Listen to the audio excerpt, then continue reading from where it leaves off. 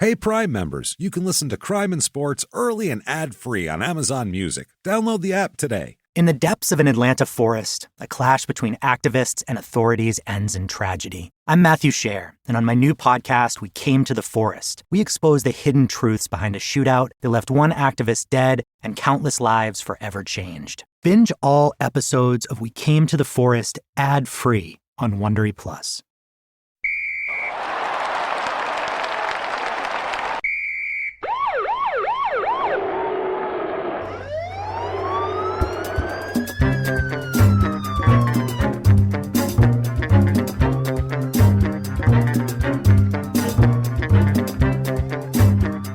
Hello, and welcome to Crime and Sports. Yay! Yay, indeed, Jimmy. Yay, indeed. My name is James Pietragallo. I'm here with my co-host. I am Jimmie Whisman. Thank you, folks, so much for joining us again. Yeah. Once and again. I can't speak. I am so tired. Once it's been again and again and again. And again and again and again. Thank you so much. We have a wild episode. Sure. We're talking some 60s, 70s NFL action, so concussions abound. We have there's a cult tie-in to this one. A cult that we've never talked about before, and honestly, I've never heard of. Oh. This is like I read about it. I'm like, how have I never heard of this? This is crazy. Good. But the place it was happening and the time it was happening, it was overshadowed by Jonestown. Oh. Basically, late 70s, Northern California. Yeah. That was Jonestown time. You could commit any crime you want in 2001. Yeah. It was going to go away pretty quick. Yeah, that's the thing. Yeah. Yeah. Second those towers fell, mob guys went, we might have a break for a couple months. I'm just saying. That's Gary Condit. I mean, you know. So anyway, that said, thank you folks for joining us again. Thank you especially for your reviews this week. Apple Podcasts, those purple icon reviews, they go a long way. We don't know why. Right. We don't make the system. We just try to work it. So give us 5 stars. It helps a lot on that. Head over to shutupandgivememurder.com right now for everything crime and sports and small town murder. So much merch. How much merch is there? Just oh my God. And you guys, thank you so much for picking it up. It looks great on you. It does. Everybody posting your pictures. We love that, of course. Check that out. Tickets to live shows, full slate for 2022. Yes. A few at the end of 2021. I'm not sure what still has tickets or what.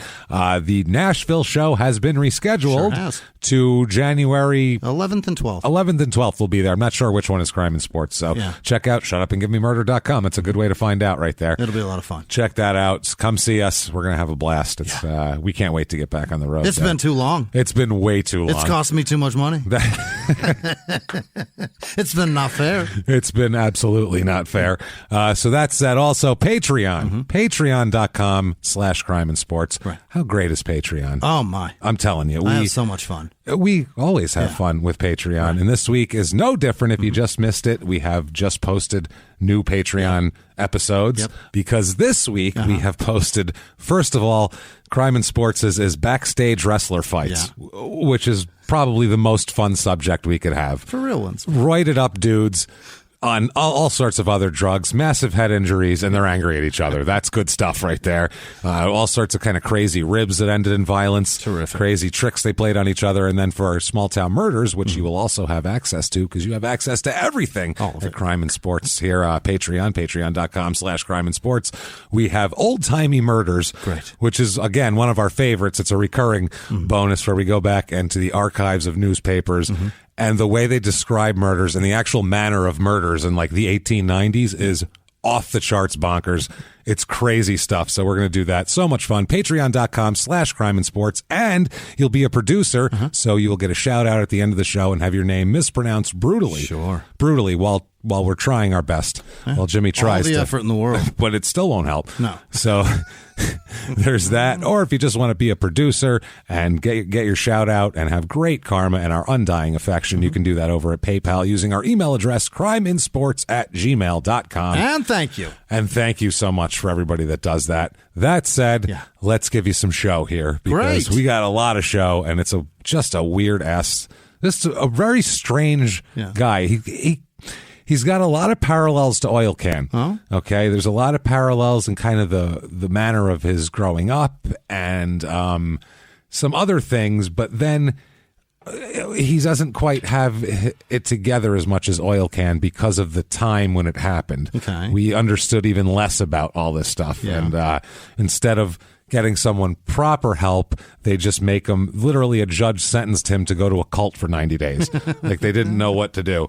So it's an interesting tale. Let's talk about Warren Wells. Oh. You know who he is? Never Heard of him? No. He's late 60s Raider.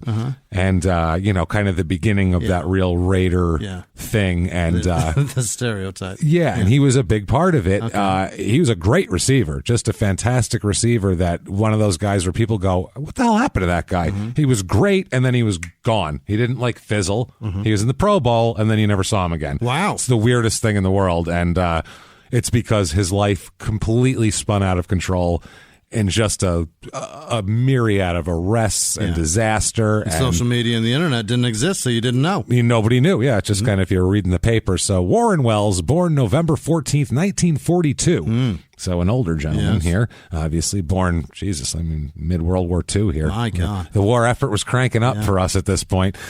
He's born in Franklin, Louisiana. Okay.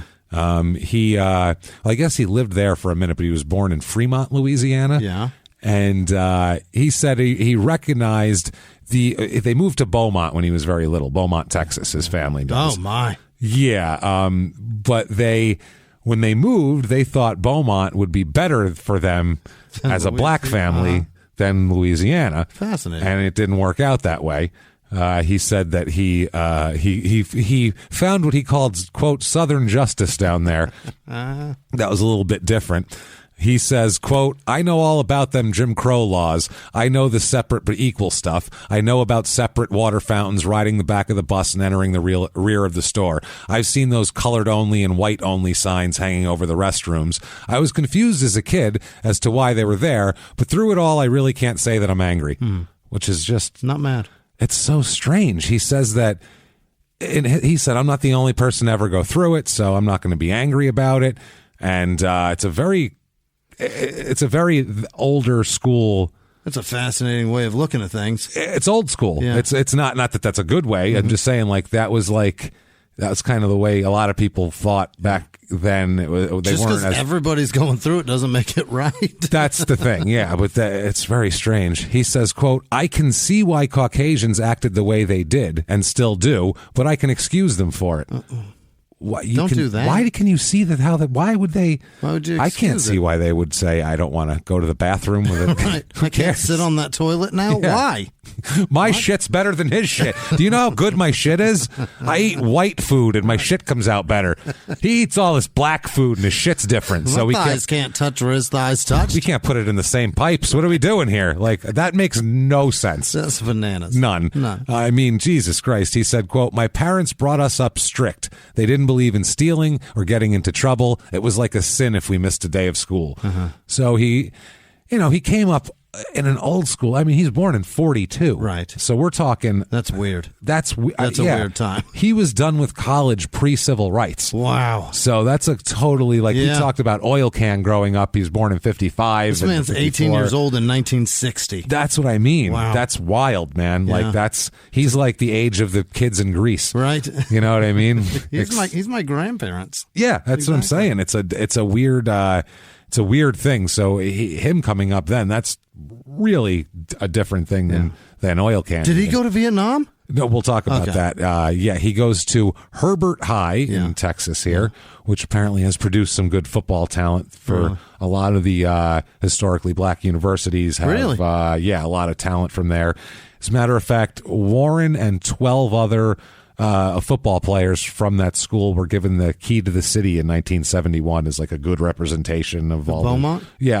For Beaumont. So it's pretty cool. His dad's name was Henry and his mom's name was Julia. Yeah. So no junior situation here. So that's terrific. It's effective. Start. That's good. He grew up in a place called Hollywood Village. Which in Beaumont, Texas, is really that's like a mirage. Yeah, it's really Hollywood Village. It's parsing that word. That's pretty really dusty. It's really utilizing it. It's pretty dusty here. Yeah. Never realized Hollywood could be so dusty. There are no hills for that sign. What is this? Just stick it over there, and we'll stand on our roof if we want to see it. So he played there at Herbert High for a coach named Clifford Ozen, who apparently was like one of these legendary Texas high school football coaches. Yeah, there's a lot of those. A lot of those. He was like one of those, coached forever and all that sort of thing. He graduates from Herbert High in 1960, and his, I guess he has some interest from local colleges to go play. And he takes the advice of his coach and goes to Texas Southern, where he becomes an All-American. Great. So, I mean, damn good here. He majors in elementary education while he's there. Yeah, smart. He's not a dumb guy at all, Warren. That's the thing. He's not stupid at all. And it's almost like you kind of wish he was more stupid, because then you could figure some of the shit he's doing out. But you're like, why are you doing this, sir? Later on, how is it you've come to arrive? I'm asking now. Never mind characters. Yeah. I'd like to know personally. So yeah, he goes there.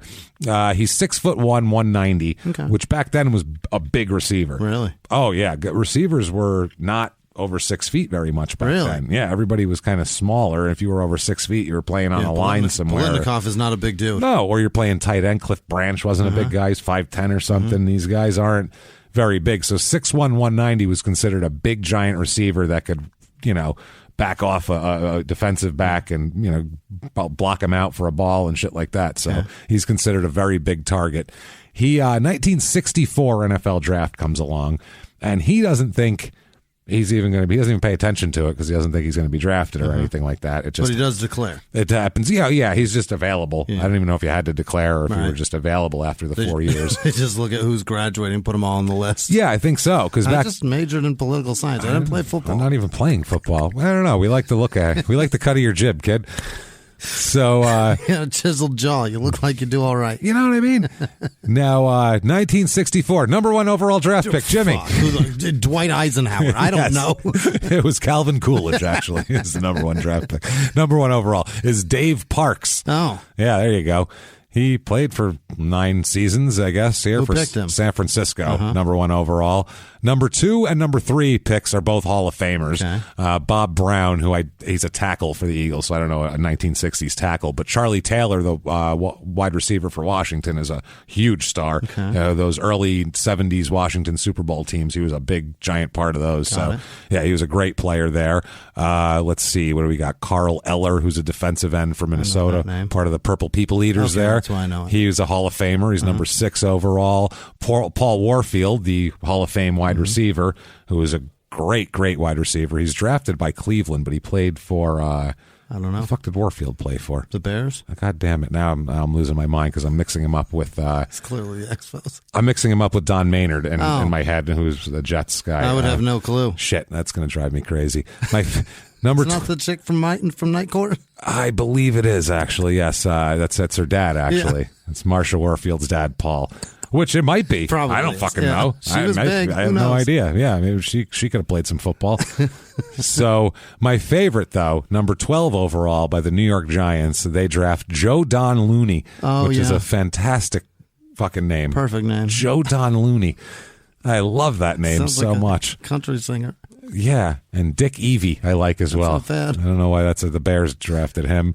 Number 17 overall, which by the way is in the second round back then because there's only 14 teams. Holy shit. Number 17 overall is Mel Renfro, who is the Hall of Fame Cowboys longtime cornerback, a great defender.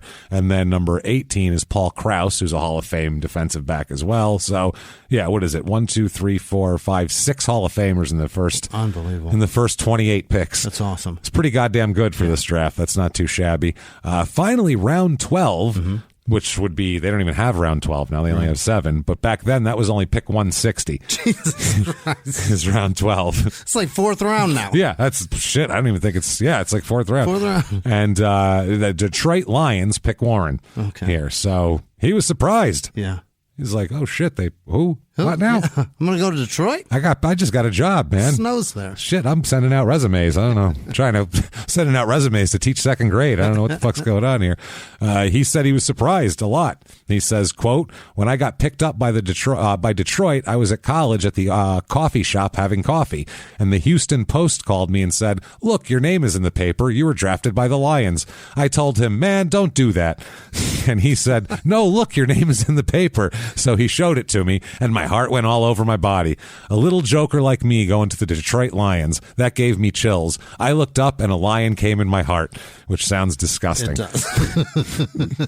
A lion came in my heart? He was on the roof? He was like, take that. And I was like, oh, that's not good for my... I looked up. They come from the heavens? Maybe. I'm not sure. Yeah, lions, they jerk off from above onto you so they can come into your heart. It's a big shot. It goes up real high. It'll harden your arteries, I'll tell you that much.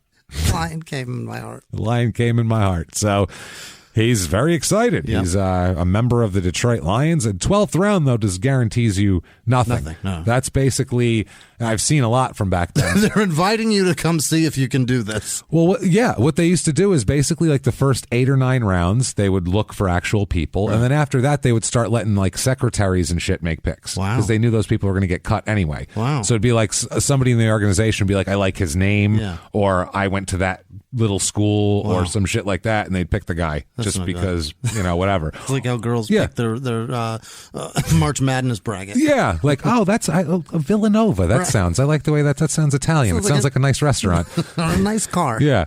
Guys do that too. I know guys that have done that too because they don't know shit about anything. It's hard to follow college basketball. I get why people do it, but there's so many schools, so many dudes, and the turnover is super high. Yeah, there's like 150 teams, and they got the turnover of an Olive Garden. They come in and put the turnover of a fucking Chevron station. They just new 1 year and done if they're any good. Right. And then move on to the next kids, and there's so many kids. It's crazy. It's nuts. Hard. Yeah. So he's going to the Lions. He's very, very excited, though. And the Lions coming all over his heart. Now, he likes to drink. Great. He likes to drink. Yeah. At this point, in the 70s, he starts to reflects on his drinking in the 60s. And he says that he's been drinking booze since high school pretty hard. Yeah. But now, keep this in mind, what he's saying here, because he'll have a completely different story in a little while. Great. He'll blame it on something completely different, where you're like, you said you were... Right. What? He blames it on the Raiders, and you're like, you can blame the Raiders for a lot. But you said you were drinking well before that. In high school. That means you drank a shitload in college in Texas. Yeah. It's quite a lot of beer drinking going on there. High school really saying I drink a lot, though, that's questionable. It's hard to... You can't really drink. It's not like you can drink every day. Right. It's hard to put a value on how much a lot is in high school. You binge once in a while on Friday. Right. That's it. And then or you drink your ass off on the weekend. But what, in front of your parents? Like, honestly, you're not sitting there. You're not sitting there watching the game with a scotch in your hand. Right. That's not happening. It's just drinking. Give me another one. My ice is melted. Yeah. So he says, quote, it started when we, which is he means Herbert High, won the school's first state championship. Wow. We threw a party, and a few of us got messed up drinking Thunder Chicken, which I think he means Thunderbird. Oh, Thunderbird is cheap wine. All right. Yeah, so Thunder Chicken is what people will call it. The coach found out, and we got into trouble.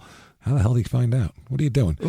Well, they're kids, James. They're drunk children. Drunk it's pretty on obvious. Cheap wine. Yeah. It's probably the maroon stained puke all over their shirts probably gave it away. I would imagine. That smells like berries of some kind. It doesn't smell like wine. It's not fucking grapes. What are you guys drinking? That smells like puke. That's what that is. I know. God. I know a drunk child when I see it. Yeah. How did they find out? How did they find out? He said, I didn't start drinking heavily, though, until I got to the pros with the Detroit Lions. Okay. Until then, I was afraid to put a cigarette in my mouth. I was always afraid of drugs. It's a bad medicine. I have had a joint now and then. I don't know why I drank more. I just liked it. And so he says, though, now, as of the 70s, later on, he says, I think I've beaten it. It's best not to drink up. He says, but he won't stop drinking forever, though. No. This is like later on when his whole life has been destroyed by alcohol. He says, those Christmas holidays always come up. They do. So... That's the thing about booze. It is so hard to stop all of it if you love it and you pair it with having fun because every month, I mean, our whole society is built around every month there's something to celebrate. You know what I mean? Yeah. To try to distract us and keep us going towards something. Keep us from offing ourselves. It's New Year's. Now you have a day off to look forward to is what it is. That's all. You have Valentine's to look forward to. Yeah. Or at least get your ass out there and buy something. Then you have St. Patrick's Day to look forward to. And all these things include booze. All of it. But for the most part, people can partake in that and then not do the same drinking like a monster in between those two holidays. That's the thing. But for people who are alcoholics, they can't just drink on that holiday at all, or, in moderation, period. So I like to drink every day, and now I can't do that every day. And then I need to spend time with my family, who I fucking loathe. And stress and all that. The only way I can deal with that is with a shitload of booze. And then I get mean to them. Yeah. Not me, but that's how And then everybody tells me I have a problem, and I have to go home. Fuck. He never thinks he has much of a problem.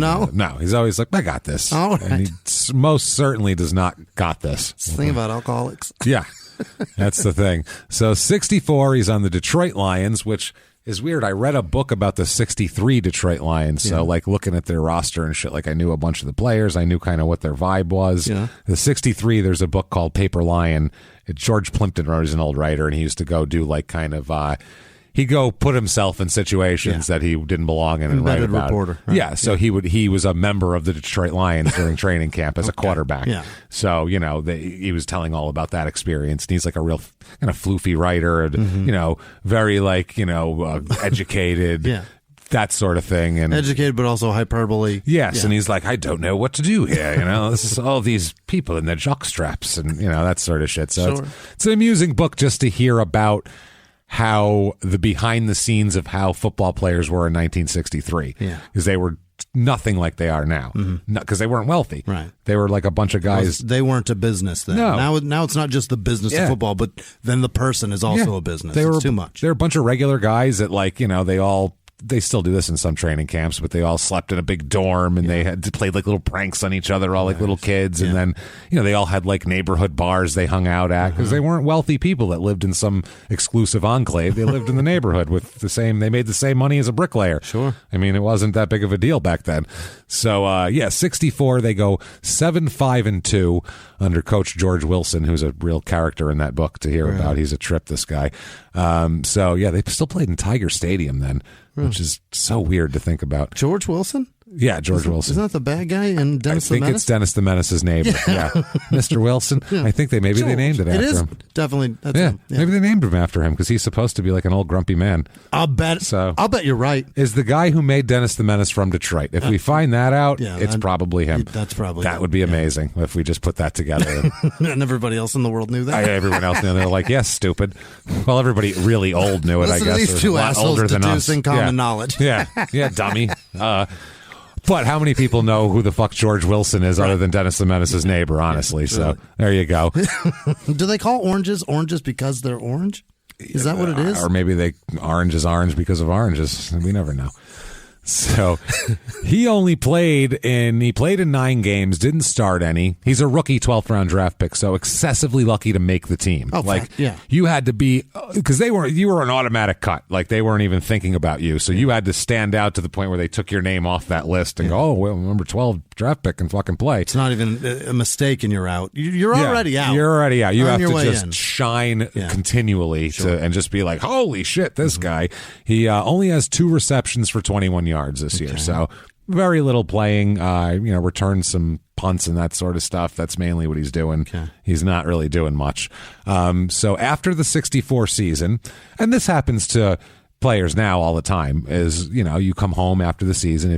Sometimes they don't live in the city they play because football isn't like it's only once a week. I get that there's practices and stuff, but a lot of the guys seem to live in other places. It's not like baseball where you have to drive to the stadium every day. And I don't know. It seems plus the baseball season's longer. Today, with them having more money, they certainly live in other places with a little apartment, whatever town they're in, or a big apartment. It's bigger than my house. That's what I mean. But in comparison to their other abode, to the comparison of their mansion and wherever they're from, in comparison to wherever they hide away their wife so that their road gash doesn't see her. Their mansion where they played college so they can still bang college girls because there's giant murals of them up on the wall because they made it to the NFL. I'll bet a lot of them do that just because the home squish that you can get is probably way deeper than on the road. Absolutely. Well, so living, it's probably pretty deep everywhere, honestly. But if you live in Beaumont and keep your wife there while you play for the Vikings, I'm sure it's a deeper pool there. It's probably, that's what a lot of guys would do. And I know a lot of teams had like I know like the old Lakers in like the 70s and 60s had a rule where like the wives were not allowed. You were not allowed to have the wives cross each other. Really? Yeah. Like you keep your fucking wife away from my fucking wife because they can't be talking. Yeah. Because they'll start putting two and two together. Yeah. No. They chit-chat and our stories start not jiving, then my life doesn't jive, and I'll kick your ass. Shit out of luck here, and I don't want to give her half my shit, right, is what they were all saying. Half my fucking contract. So they were, it was the 80s Lakers. I'm sorry, it was the 80s Lakers. They used to do shit like that. Yeah, the wives were not allowed. Like, you'd get in trouble if you were like, I brought my wife here. They were like, what are you, out of your fucking mind? Get her the fuck out. Keep her somewhere else. So, but guys all the time now, they come home after the season, they get home, and they find a letter from the Army saying they've been drafted. That happens all the time when they get home from an NFL season now, right? Season 1 in the books, now go to Vietnam. I remember when Peyton Manning's career was interrupted. He had that rookie season. Yeah. He threw like 28 interceptions. Right. It was tough, and then he got home, and he's drafted into the Army. It's like, can it get any worse? Now I'm in the Army, too, and I threw 28 interceptions. Right. Jesus Christ. Get to Afghanistan, Sergeant. That's what was going on. Endure our freedom, please. Yeah. Lucky for him, this is 65 is still kind of the build-up in Vietnam. Really? And he's not sent to Vietnam. He's sent to Alaska for 2 years. Okay. Which, for a guy who lived his whole life in the South, in fucking Louisiana and Texas, that is not an easy thing to do. Even summer has frost on the leaves. Oh my! I just picture him in one of those big, the fur-lined hoods, like over his face. You could just see his face sticking out. Go, man, this sucks, man. Jesus Christ! Fire. Oh my goodness, standing there. Yeah. Fuck, man, I don't want to be here. Wind whipping. Yeah, so he does, over 2 years in the Army. Mm-hmm. So I mean, think about that. He was a kid, came out of college, drafted into the NFL, plays in the NFL, and then prime of your athletic whatever the fuck, you're gone, and then you got to come back and try to figure out how to play football again. That's stunning. Wild if that happened now. I think you never hear that. Did he just spend 2 years drinking in Alaska? I mean, I don't know what else you would do there. If you're just stationed up there and there's not like a war with the Russians currently happening. I don't know what you would do in Alaska. Just sit there on watch with binoculars looking. Pretty much. Can you see over there? Yeah. No, they're over there though. It's snowing. I can't see shit. I'm pretty sure it's there somewhere. I don't know. It's been night for like 3 days. I'm not sure. It's all white in these binoculars. All white. Oh, man. So after he ends up being discharged, he, honorable discharge and all that, serves his time, but does his, serves his time. Yeah.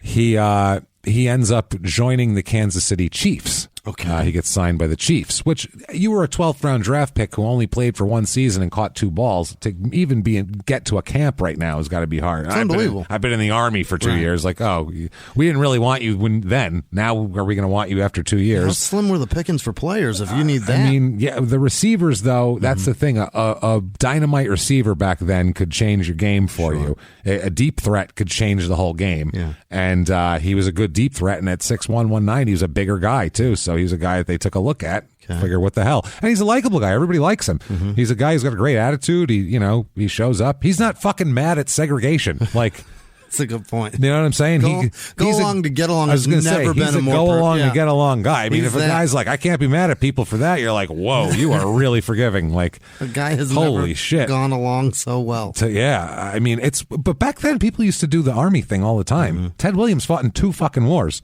during his baseball career. It's unbelievable. He had 2 different stints of did not play war, 10 years apart. It's staggering. As a pilot, Hank Aaron, Jackie Robinson, Joe DiMaggio. Stunning. Yeah. I mean, Joe DiMaggio had his 56-game hitting streak. Yeah. Jolton Joe, that songs, that all this shit. And then he was in the fucking Army the next year. Like, he was the biggest star in the country and then gone. And they'll never do that again, thanks to Pat Tillman. Yeah, they saw how well that worked out. That does not go well for him today. No, they used to just draft people. Yeah. Well, back then, too, if you didn't volunteer, people thought you were a pussy and they didn't like you. Right. So, like, you had to sign up if you were a ball player just to show that you were patriotic. Those names, too, granted, they're unbelievable at their sport, but those names they'll never be forgotten. No. I mean, and I'm sure that's part of it because a parent is going to push you to look up to somebody like that because they're doing that and that. Yeah, it's kind of hard to see, that's all Hank Aaron and go, don't be like that guy. Like, don't like him. Don't be super successful and respected by everyone on earth, please. No one likes that. Don't be the best. That's bad stuff. No one wants that shit. So he's cut by Kansas City in training camp. Oh, no. Coach Hank Stram, their legendary coach, as we've those old NFL films. He's the guy in the red Chiefs blazer with the big Chiefs logo on it, running down the sidelines, pumping his fist and shit. Or that red and orange and that fucking plaid thing. That too. Ugly, horrible jacket with the Chiefs logo. Looking at that in those early Super Bowls, you always see him running down the sidelines. Hank Stram had some ties to gamblers and shit like that. Sense. He's a real interesting guy there. When he went to New Orleans and coached there, he had some issues with mob guys and gambling, and there was some stuff going on.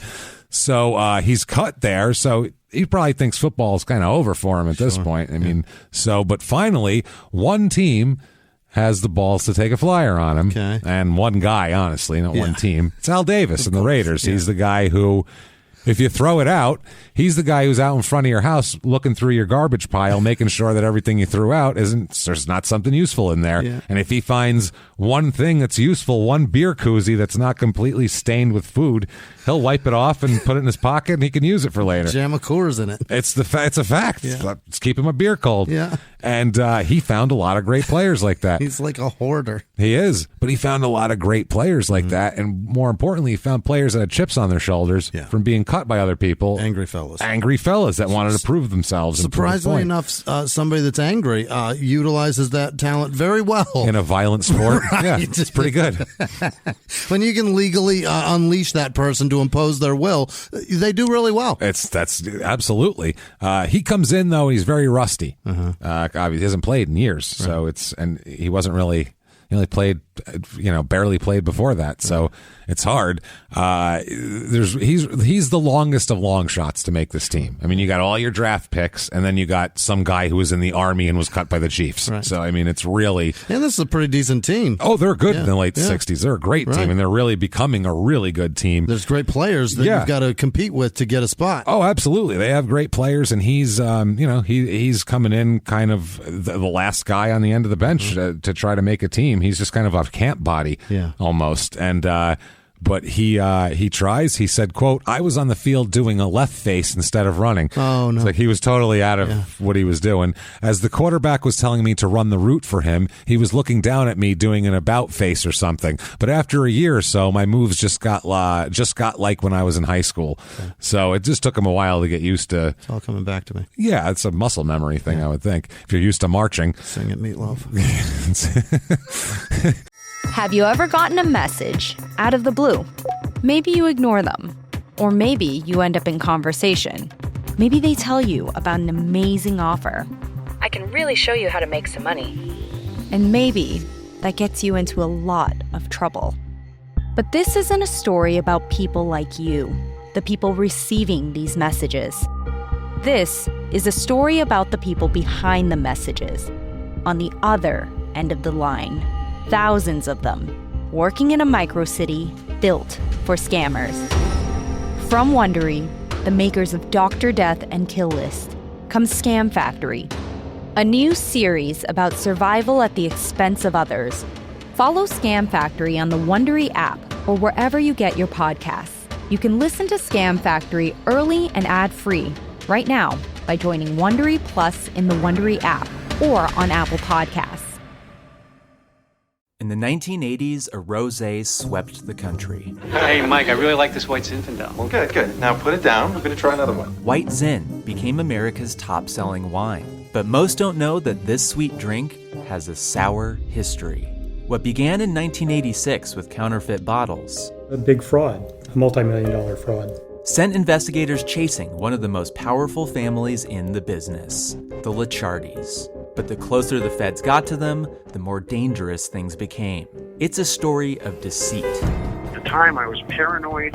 Threats. You touch my kids, I will kill you. And murder.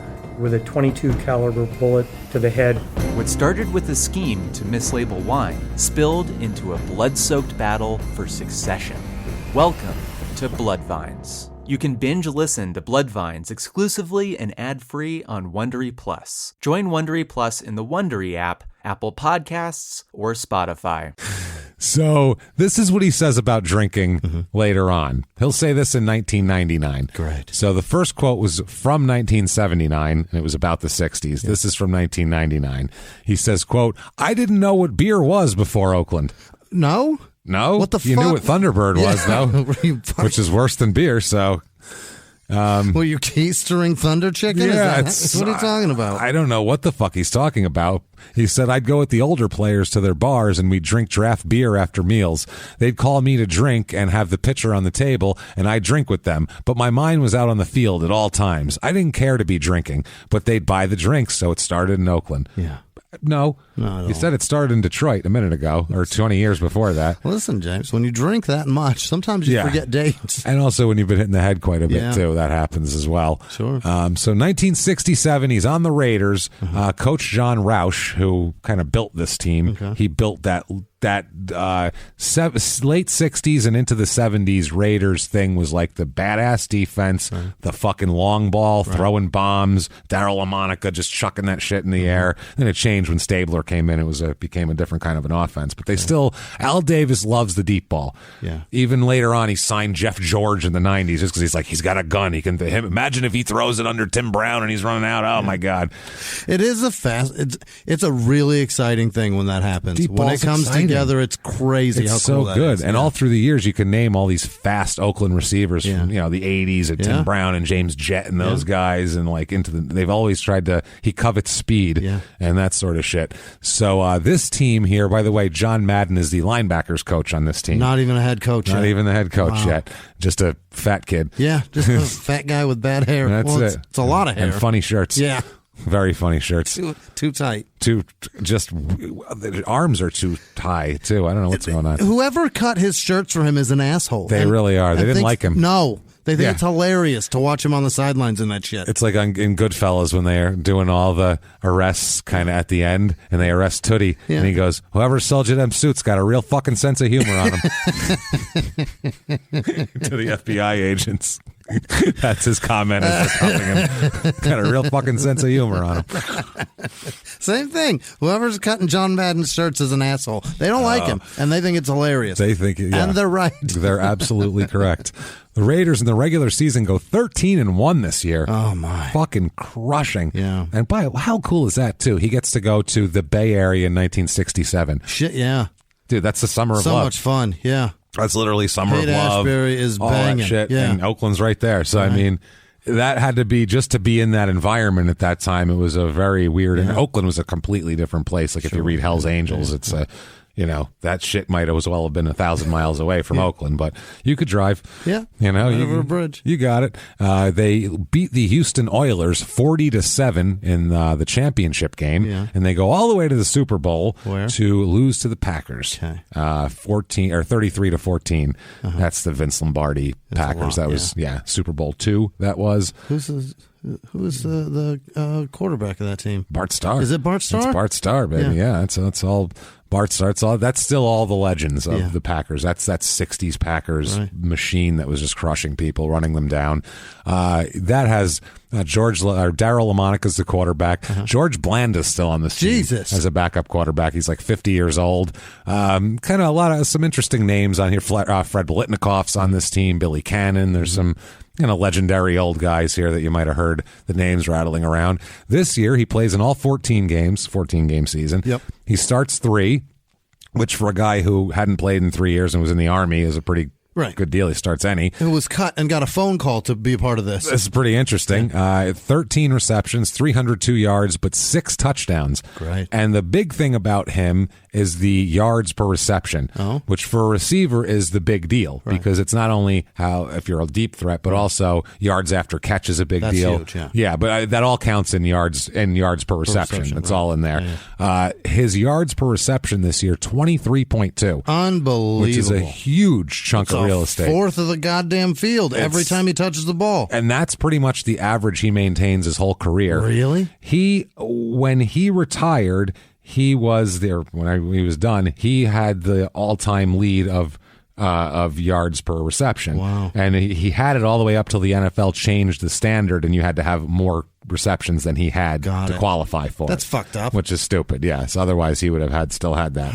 So they said that, here's from the newspaper back then, this is 1967 in the newspaper, Wells' ability to shed past defenders is incredible. He would get open by such great margins it appeared as if someone had forgotten to cover him. So he's getting yards after the catch, too. And after the catch, but he's apparently really great at getting open somehow, because this is in the time of man-to-man coverage, too. Yeah. Not a lot of zone shit, not all this complicated shit. You just line up. On him, right. And he was really good at moves, apparently. He put all these different moves on people.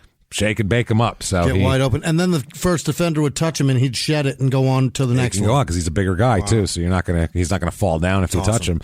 He's a badass. So 1968 Oakland, they're 12-2. Again, that's fucking. They were such a good team. They've lost 3 games in 2 years, right? And won 25. Right. That's awesome. This is John Roush again. They win in the divisional round of the playoffs here, 41-6. They beat Hank Stram's Chiefs, who will be in the Super Bowl the next year, getting beat by the Colts do that, not the Chiefs. But they come back again, and I think they win in 70, the Chiefs, I want to say.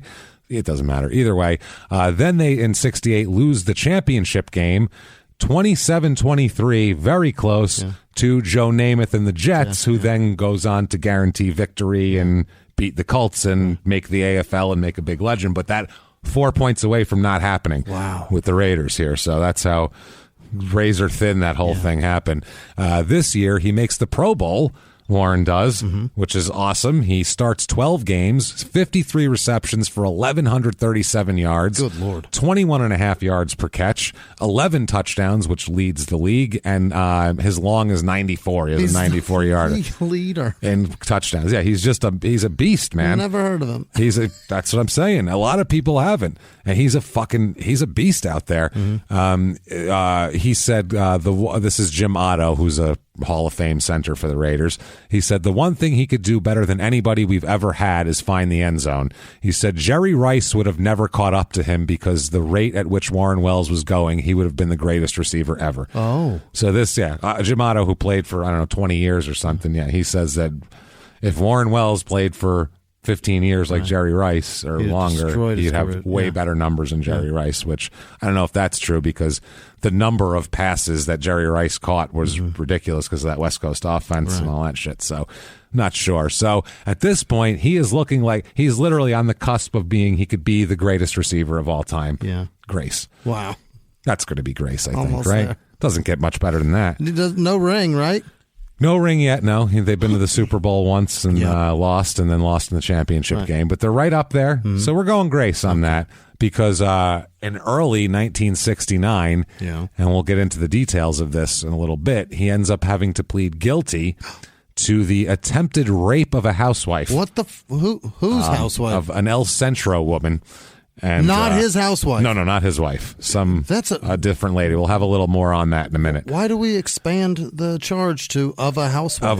Well, that's because it's 1969. We could just call it rape. It makes it sound so much worse if you say of a house. That makes it sound like she was like washing the dishes and he just came up behind her and flipped her dress up and started going it down on her.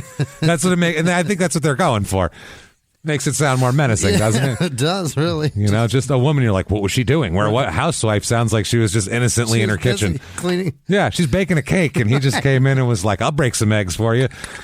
And next thing you know, here it is. I've been mixing a batch. Get over here. Yeah, I can mix that for you. I got a spoon. So he, in the next year, his life, 2 years, it really, really falls apart with arrests and divorce and driving drunk and court and jail and other stuff that I don't want to spoil. A lady didn't stick with him after the rape? Weird, right? Yeah. His wife of 3.5 years, Yvonne, ends up divorcing him in 1960. She stayed with him through this, though, and then divorced him a little while later once it died down. So 1969 Oakland Raiders, though, they don't give a shit about that. Yeah. You can rape all you want. This is the Raiders. That's our kind of guy. Fuck do they care? Yeah. And that goes with everybody back then. Lance Rentzel was considered just a hell of a guy back then. It was like he showed his dick to multiple kids, and they were like, he's just a silly guy. Like, they didn't take shit seriously. We are the Raiders. That's what we do. There's a pillaging skull on our on our hat. With crossbones, we got rid of the bones because they're not scary enough. We put fucking swords. Swords and an eye patch on a skeleton. It's already got no eyes, but who cares? We're going to make sure. We want it scarier. It's interesting. So 1969, they go, this, by the way, John Roush, who was 25-3 in the last 2 years, gets fired. What? Because he didn't make it to the Super Bowl. He lost to the Jets in the championship game. Holy shit. And Al Davis was pissed that he lost the Super Bowl, then lost that championship game, couldn't get over the hump, shit canned him. Wow. Which is, that's got to be the most head-shaking firing of all time. Like, if the next guy he hired wasn't the next guy he hired, it would have been Al Davis would have looked like the biggest idiot in the world. But John Madden. He hired John Madden, who turned into John Madden. Who's fucking John Madden. So, he has a fucking video game named after him. For 30 years. Where you can try to be a genius with football, like, John Madden. Like, because he brought the Raiders to this glory. But, like, this whole thing, like, imagine John Roush. Imagine you're like, I've been 25-3 over the last 2 years. They're crushing wins in the playoffs and all this sort of thing. And they're like, yeah, you're fine. Sorry. I'm going to take a chance on that linebacker coach. Yeah, you know that one guy that you probably don't even know his name, but he's going to replace you for some reason. So this year, under John Madden, they go 12-1-1. Okay. Fantastic still. They don't stop. The divisional round of the playoffs, they beat the Houston Oilers 56-7. My God. That is an ass. That's an absolute stomping. Wow. Yeah. They were washing the dishes and got their skirt flipped up. That is just my God.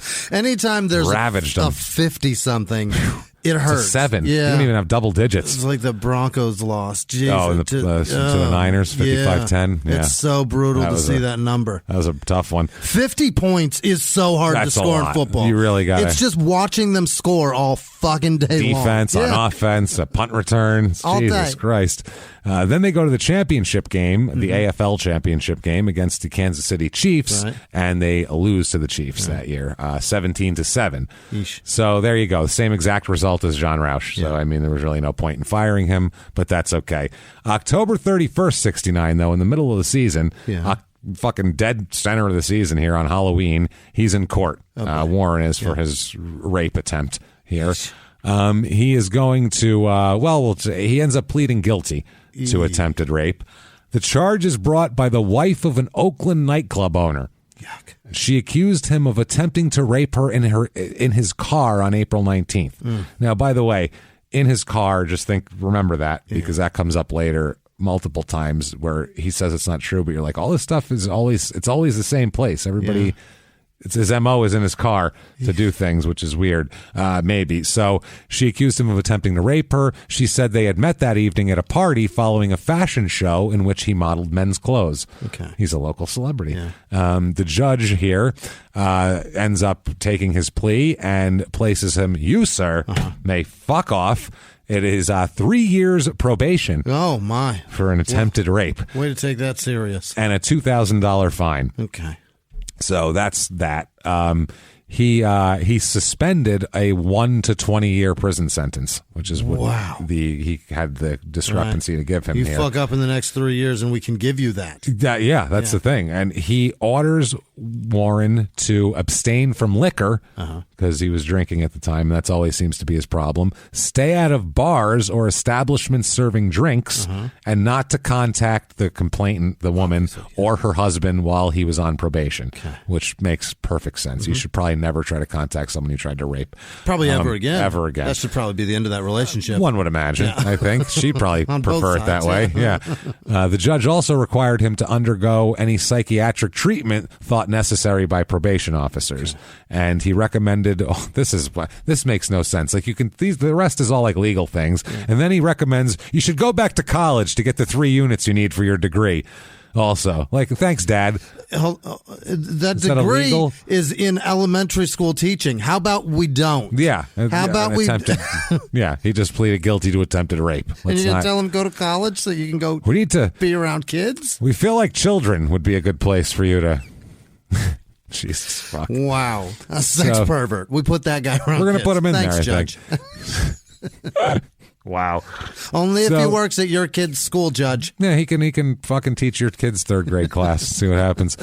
So December 16th, 1969, it's weird. He says he's too hurt to play. There's a big article about he got hurt in the third quarter, and he's emotionally, physically. He's just he had a tough night. Yeah. Didn't sleep very well. Very sad. It's very sad. A bad dream. He's got a lot of stuff going on. He says that he's hurt, and they say that he's got a shoulder injury, like a separation of his shoulder. And they said at first they thought he was going to need surgery, but then they said they were going to, just keep an eye on it. And a Raiders spokesman says, obviously they don't want to cut the kid up if they don't have to, which means surgery. Right. Cut the kid up sounds way worse. Crazy way to describe that. Jesus Christ. I don't want any surgery now. He won't play against Houston, but that's all we know for sure. But he did play against Houston because he started all 14 games that year. So I don't know how the fuck that. Oh, that might be the playoff game they blew him out in. Oh, okay. That's what that is. Okay, because it's late December. That's right. That's he didn't what that play is. in the playoffs. Got it. No. So he started all 14 games that year. 47 receptions, 1,260 yards, leading the league. Yards per reception, again leading the league, 26.8. Jesus. Holy shit. He did that while he was hurt? Do you understand? No, he got hurt at the end of the last game. That's unbelievable. That is obscene. Mm-hmm. That's more than a quarter of the field every time you touch the fucking ball. Unbelievable. That is wild. You just throw to him all 4 fucking times, and you're probably going to end up getting a first down eventually. So unbelievable, man. 14 touchdowns leading the league. That's wild. And averages 90 yards per game, which is also leading the league. In 14 games, he got 14 touchdowns. Yeah, people don't do that in 16 now. It's impressive, man. Those are big time stats. And you can't touch the quarterback now. No, and this guy's still pulling it off. It's fucking crazy. But he doesn't make the Pro Bowl this year. I wonder if it's because of the rape thing. Maybe that could be. I'm not sure. It's hard to say. This is when his wife divorces him, though, at the end of 69, which makes sense because that's when the whole rape thing happened. Right. So I think right after he pleads guilty, she was probably like, all right, I'm out. Yeah. Never mind. In the summer of 69. Summer of 69. Sing it, Don Henley. Sing it. I think it's Bryan Adams. But is yes, it Bryan it's Adams? Bryan Adams. No, yeah. it's not. You're right. You're right. It's Bryan Adams. I thought it was Don Henley's solo shit. No, it's lame like that, but yeah. Just as lame. A lot of people love all the Eagles solo shit. Awful. I hate it all. Well, and I can deal with the guitarist. I forget his name. That's God the one damn I hate it. the most. Really? Joe Walsh. I hate Joe Walsh. I love that fucking raspy, weird voice. I like it. I just don't like his that. shit. I think it's that one song I don't like. Life's been good to me so far. It ruins it for everything. I love that one. That's one of my favorites. Really annoying. They're all just I like douchey. him more because Don Henley hates him so much, and that for me is enough. That if somebody hates you that much, and Don Henley's a lame douche, can we hate them both, Jimmie? That tells me that Joe's cool as shit. What if they're both douchebags? That's possible. A douche fight is the worst fight. That's what I'm saying. What if they're just both douchebags? It's possible. What if it's I don't want it to be that. I was going to make a comedian analogy, but I'm not going to even bother. Two douches fighting? There's a lot of those out there for comedians, so I'm not even going to get into it. So, yeah. He's divorced now anyway. His wife is done with him. Fair enough. Yeah. I mean, I don't know how many wives stick around after you fucking plead guilty to attempted rape. And I'm sure there was some stipulations after the court case where that he had to if it's not worth if he's still an asshole at home, how many times can you say you fucking raped somebody? Yeah. Can't you just be nice to me? Yeah, Jesus, I forgave you for rape. But eventually, women are not going to. How could you? I couldn't put up with somebody that raped a man. That's got to be a very straight. Well, I'd be curious of how they did it, first of all, and I'd be force a man to be hard. Wow, how'd you pull that off? How did you do it? Wow, that's impressive. 1970 Oakland. They go 8-4-2 this year. Okay. So not quite as great under John Madden. 21, they go to the playoffs. First round, they beat Miami. This is before Miami becomes a little mini dynasty for a couple of years. Yeah. 21-14, and then they lose in the conference championship to the Colts, 27-17. I think the Cowboys beat the Colts that year or did the Colts? No, the Colts won the Super Bowl that year on a last-second field goal, I think, against the Cowboys, if I'm not mistaken.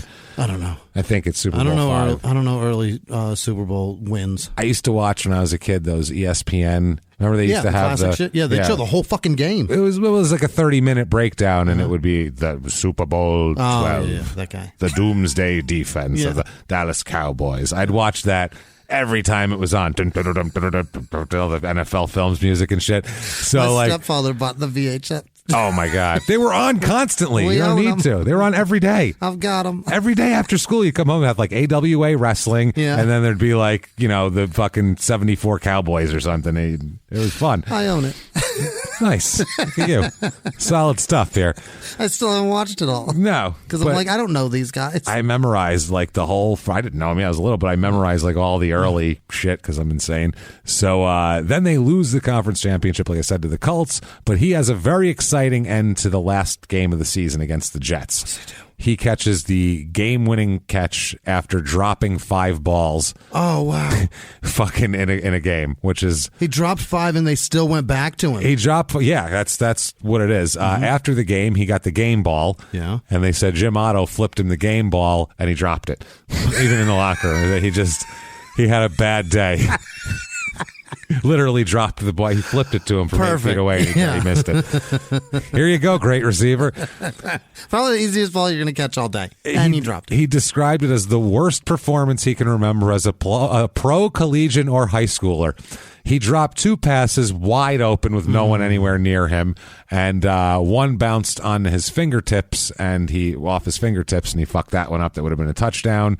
And but one pass with 1 second left on the clock, he caught a 33-yard touchdown pass, giving the Raiders a 14-13 win over the Jets. Wow! So it was a big, giant fucking. But if he had caught those 5 balls all day, they wouldn't have needed that fucking. Exactly, he would have had 3 touchdowns.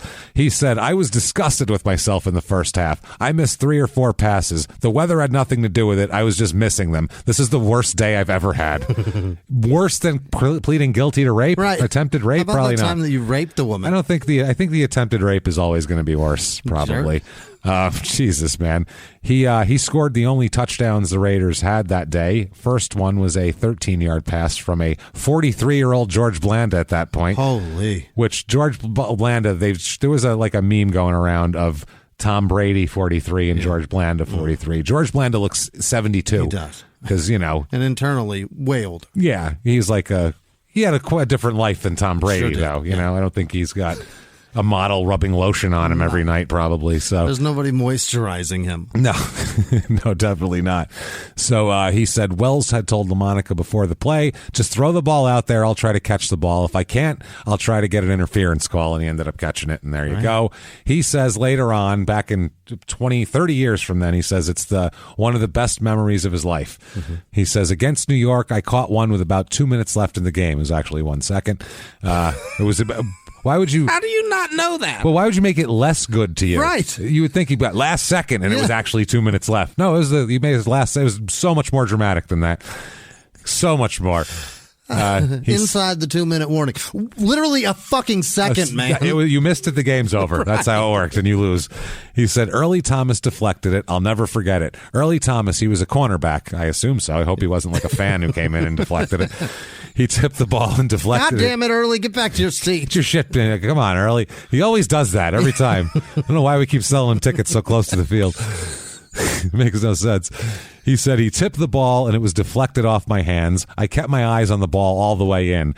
I wasn't fast at all, but I was quick. I'd get the jump on the defensive back, and that way I could maneuver on him either way. But if I didn't have the routes, the manipulation to get behind him, I'd be kind of dead because I was dead with speed. But the moves, he couldn't stop me. He wasn't a straightaway. He wasn't like a 4.2 40 guy. He wasn't a guy who'd blow you away like that. He'd literally blow you away by tricking you with moves, which you could get away with in a man-to-man scheme because there's only one guy covering you. Right. But if you trick him, if a safety is then right behind him to cover you, that's a different game at that point. If you're in a zone or something. If he lets you go because you're beyond that yardage, it's my time to cover the fucking tight end. I got to get the flat now for the running back, and he's got that. Right. Yeah, that didn't exist back then.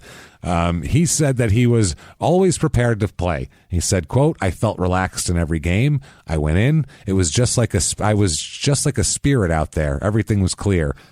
What the hell are you talking about? Sometimes his things of I was like this. You're like, were you? Your similes are fucked, mister. Like a spirit. I was like a spirit out there. Nobody says that.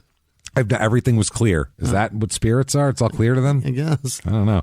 I didn't use drugs or anything like that. I just had God's prayers with me and the whole team, just the rest of the fellas. We were one unit. When they called on me, I was ready to fly. Yeah. Which is the most old school description of sports you'll ever hear in your life was that right there. Just me and God's prayers and the fellas, everybody. Does he say, we all pray to God, but God prays to him? Is that what he's saying? He said, I just had God, I guess his prayers to God. God prays for me. God prays for me, obviously. And to me. And to me. You never know. Also in December 1970, and this is quite the run he has coming up here, he is involved in a hit and run accident and just takes off, and his probation is revoked, but later restored after he undergoes a diagnostic study at the Santa Rita Rehabilitation Center. They pull him out of, and they let him go back. So, okay. Now, 1970, he starts 13 out of 14 games, plays in all 14, 43 catches, 935 yards, 11 touchdowns, 21.7 yards per catch. Yeah. Makes the Pro Bowl. Doing great. He's doing fucking fantastic. He really is. He's got 42 touchdowns in 4 years of playing, which Unbelievable. is fantastic. These are huge numbers. Right. Fucking enormous numbers. He's averaging 23.1 yards. That's including his rookie season with the 2 catches. So, 23.1 a catch. He's blowing it away. Another record he sets, though, that could almost be a record. But the real record he sets is on February 1st, 1971. Oh, boy. He has a record-setting off-field performance. Oh, boy. Record-setting, Jimmy. It's impressive. 2 rapes? You know what? No, but it's almost as impressive. It's a crime in sports first, Jimmy. Yeah. We've every once in a while, like 40, 50 episodes, we're like, that's never happened before. Right. Crime in sports first, because we've covered so much, pretty much everything. You name the crazy shit crime, it's happened. Sure.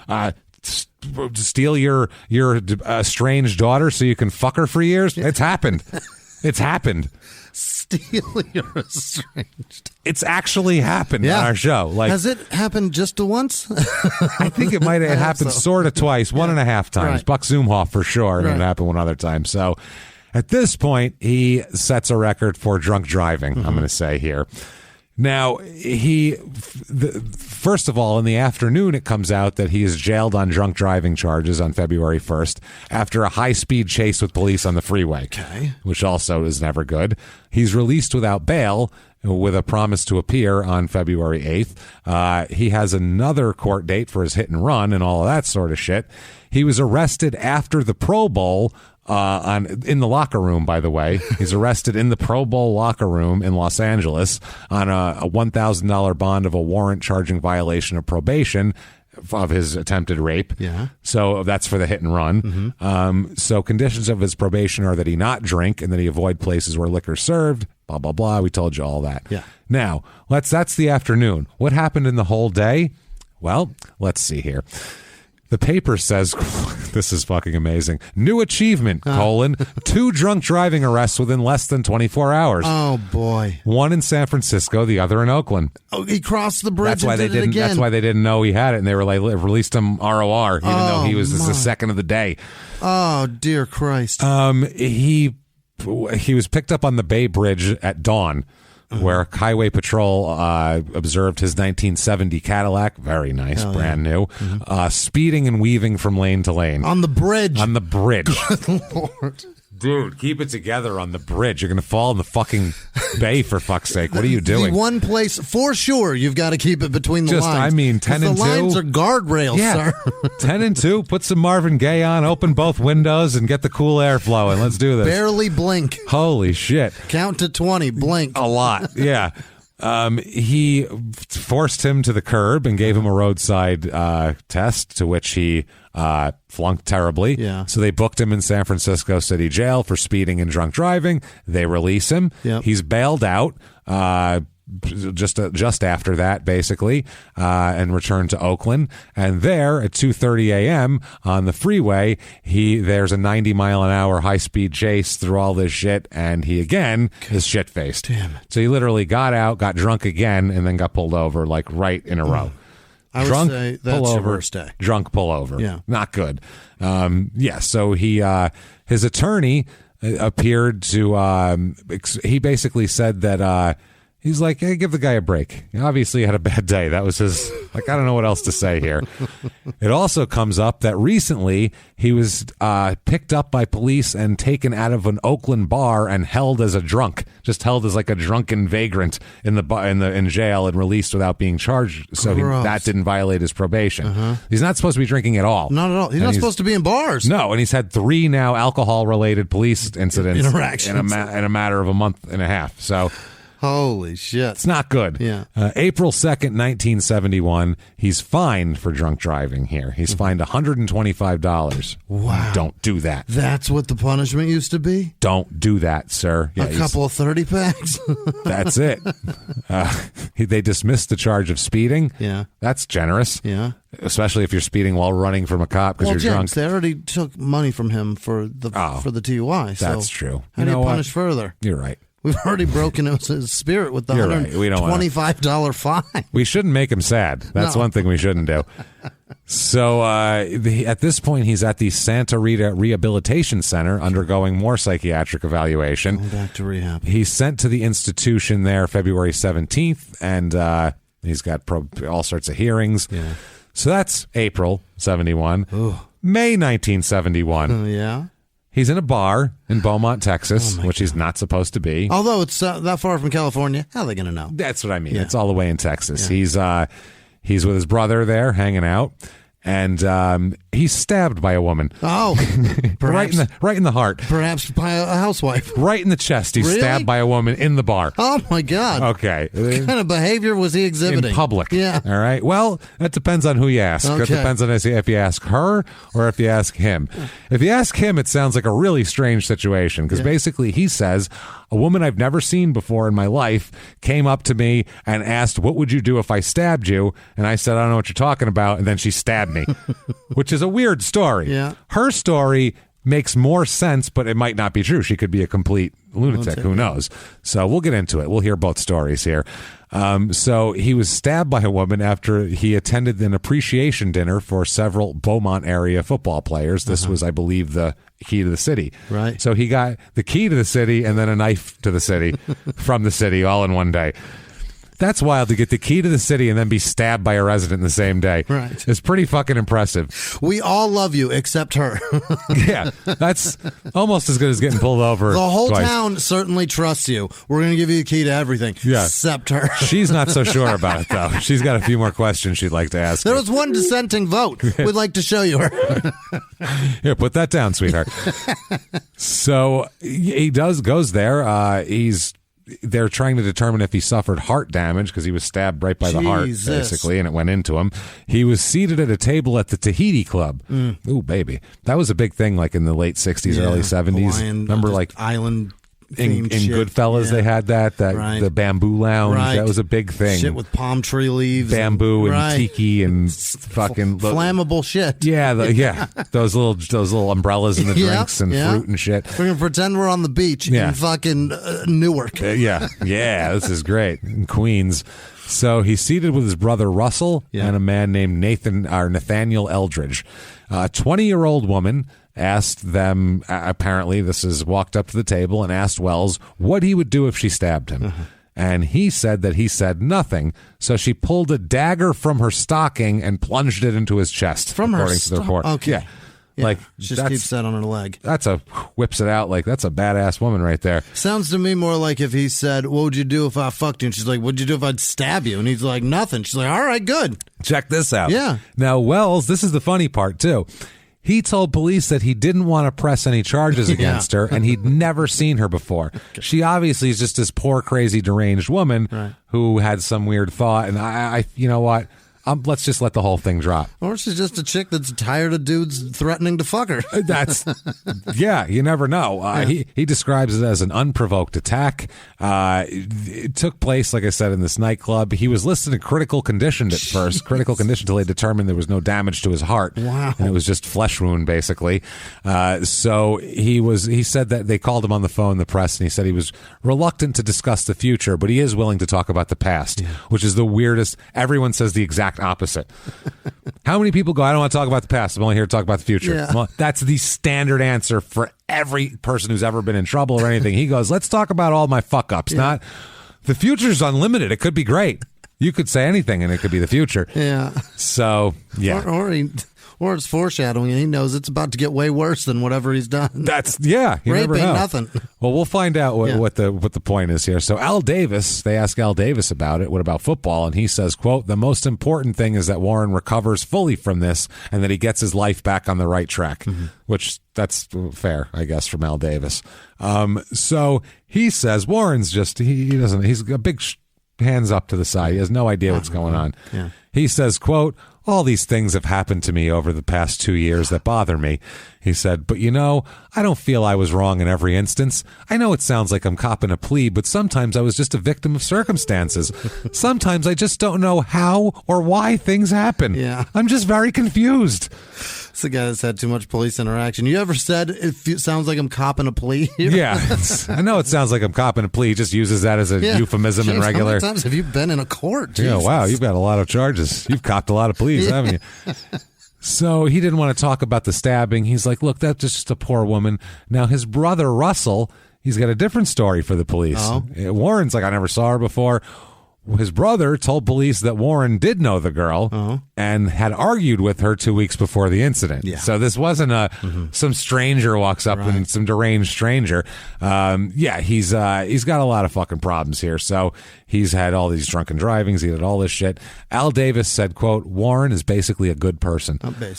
Basically. Some of the things he's done are not to be excused, but they should be understood. There ought to be some compassion. His upbringing down there in Texas was tough as hell. If the newspapers are going to print stories about Wells's background, they should try to understand where he's from. Okay. That's also true. Fair. But that ends at rape. Yeah. Or attempted rape. That ends at a few different very serious charges. I get drunk driving, I get fucking, I get a lot of things, but no matter what your background, rape is inexcusable. No. I don't care what your background is, unless you were like brought up at the #1 rape college in the world and they told you that that's all you should be doing, and it's a weird school to go to. But so he says also, Al Davis, that he just hopes that his latest misfortune won't be blown out of proportion in the papers. He said, this is a shame, a real shame, Al Davis said. And then they said, will it hurt his career as a Raider? And he goes, it helps. Right. Getting stabbed? Are you kidding me? Rape and stabbing? It's a pirate. What does he do when they do? It's kind of what Raiders do. Yeah. He said, no, it won't hurt his career so far as the Raiders are concerned. The Raiders don't operate according to public pressures. Besides, I think most people will understand. We hope Warren gets well first, and then we hope he comes back. So... Behind the closed doors of government offices and military compounds, there are hidden stories and buried secrets from the darkest corners of history. From covert experiments pushing the boundaries of science to operations so secretive they were barely whispered about. Each week, on Redacted, Declassified Mysteries, we pull back the curtain on these hidden histories. 100% true and verifiable stories that expose the shadowy underbelly of power. Consider Operation Paperclip, where former Nazi scientists were brought to America after World War II, not as prisoners, but as assets to advance U.S. intelligence during the Cold War. These aren't just old conspiracy theories. They're thoroughly investigated accounts that reveal the uncomfortable truths still shaping our world today. The stories are real. The secrets are shocking. Follow Redacted, Declassified Mysteries on the Wondery app or wherever you get your podcasts. You can listen to Redacted early and ad-free right now on Wondery Plus. He was hip-hop's biggest mogul, the man who redefined fame, fortune, and the music industry. The first male rapper to be honored on the Hollywood Walk of Fame, Sean Diddy Combs. Diddy built an empire and lived a life most people only dream about. Everybody know ain't no party like a Diddy party, so. Yeah, that's what's up. But just as quickly as his empire rose, it came crashing down. Today I'm announcing the unsealing of a 3-count indictment, charging Sean Combs with racketeering conspiracy, sex trafficking, interstate transportation for prostitution. I was up. I hit rock bottom, but I make no excuses. I'm disgusted. I'm so sorry. Until you're wearing an orange jumpsuit, it's not real. Now it's real. From his meteoric rise to his shocking fall from grace, from law and crime, this is the rise and fall of Diddy. Listen to the rise and fall of Diddy exclusively with Wondery Plus. Now, more on the stabbing. Let's get back to that. All right. So detectives said that Warren and his brother were just hanging out. Nothing happened. And what would you do? And blah, blah, blah. Yep. Russell says, she said, what would you do to me if I cut somebody? Which is a weird question to ask. So Russell said he was so startled he didn't reply, and then the woman suddenly pulled a dagger out and out of her stocking and stabbed his brother. He told police that his brother and the woman, like I said, met about 2 weeks ago. Warren Wells said the doctors told him he'll be all right, but he declined to comment on it, calling it, quote, another case of being in the wrong place at the wrong time. Oh. Yeah. Now, her story is a different story. Her name is Jeanette Landry. She's 20 years old, of Beaumont, Texas. She says that she stabbed Wells in retaliation for a beating he gave her 2 weeks before in his car because he was trying to force her into prostitution, and she didn't want to do it, so he was beating her. Wow. And that's why she came back and stabbed him today as retaliation for beating her and trying to force her into prostitution in his car. Those are very different stories. They are. This started out with, I've never seen her before. Mm-hmm. Turns out she's not only knows you, but you beat her in very close quarters. Right. From driver to passenger, just whomped on her and tried to get her to suck dick for money to give to you. So, you know what I mean? This is a very messy... That's a lot. It's a lot. Yeah. It's very fucking messy, but he does not want to press charges. Was he trying to pimp her out, or was he trying to fuck her for cash? No. He wanted her to... He was trying to turn her out. Wow. He was trying to force her into making him money. He was trying to pimp her. That's what he said. That's what she says. Yeah. So that's a fucking mess. I mean, we don't know if that's true or not. Yeah. But the brother did say they got in an argument 2 weeks before that. He told the cops that lines up with 2 weeks before that. He beat her up in the car. Serious allegation. Who knows? Yeah. Either way, he doesn't want to press charges, I think. And at first he just said, I never saw her before. Probably a crazy person. Let's not look into it anymore. Yeah. You know what I mean? That's the fact that he said I never saw her before makes me think that he was probably doing up to something nefarious with her. Yeah, and with her story being that much, it lends more to she has a little bit of credibility. That's what I mean. She tested and she goes to court and testifies under oath and everything, man. So I mean, once somebody's doing that, it's not just a story here. It's something to be. I mean, you don't have to people lie in court, but they're less likely to lie in court than they are just on the street if a cop asks them a question. Once they get under oath, it all feels very... It's hard to argue with that. Yeah, a lot of times they won't show up in terms of that. So September 1971, if they're lying, if someone's lying, they don't want to go to court and say it in court and then be charged with perjury for it too. So September 71, he's in court. Now this is pushing up against the football season, so this is a problem here. And this woman, Landry, she testifies at the hearing that Wells tried to force her to become a prostitute and then beat her when she didn't want to. Wells said he's just in the wrong place at the wrong time, and he testified too. And he said that now he knows her, by the way, in court. Now he knows who she is. He said that she attacked him because 2 weeks earlier he had refused to ask her out on a date. Okay. Ask her out on a date, Jimmy. Refused to ask. I wanted to go to the Sadie Hawkins dance with him, and he wouldn't take me, so I stabbed him. A date. Yeah. She's so scorned and spurned by rejection of a date. And what year is this? She stabbed him. 1970. The 30-year-old man. Yeah, and basically. She's 20, and she's begging him. Yeah. Okay. And so she stabbed him because of that. The date's probably in there somewhere, but he was probably saying, go out and get a date, and then get paid for it and bring me the money. So this is all very, very bad and ugly, and this isn't a good look for the league. No, this isn't a good look for anything here. So the judge in court tells him, "quote, you have run out of chances." As he's been fucking up a lot, and he's on probation the entire time he's doing this. They sentence him to you, sir, may fuck off 90 days in prison.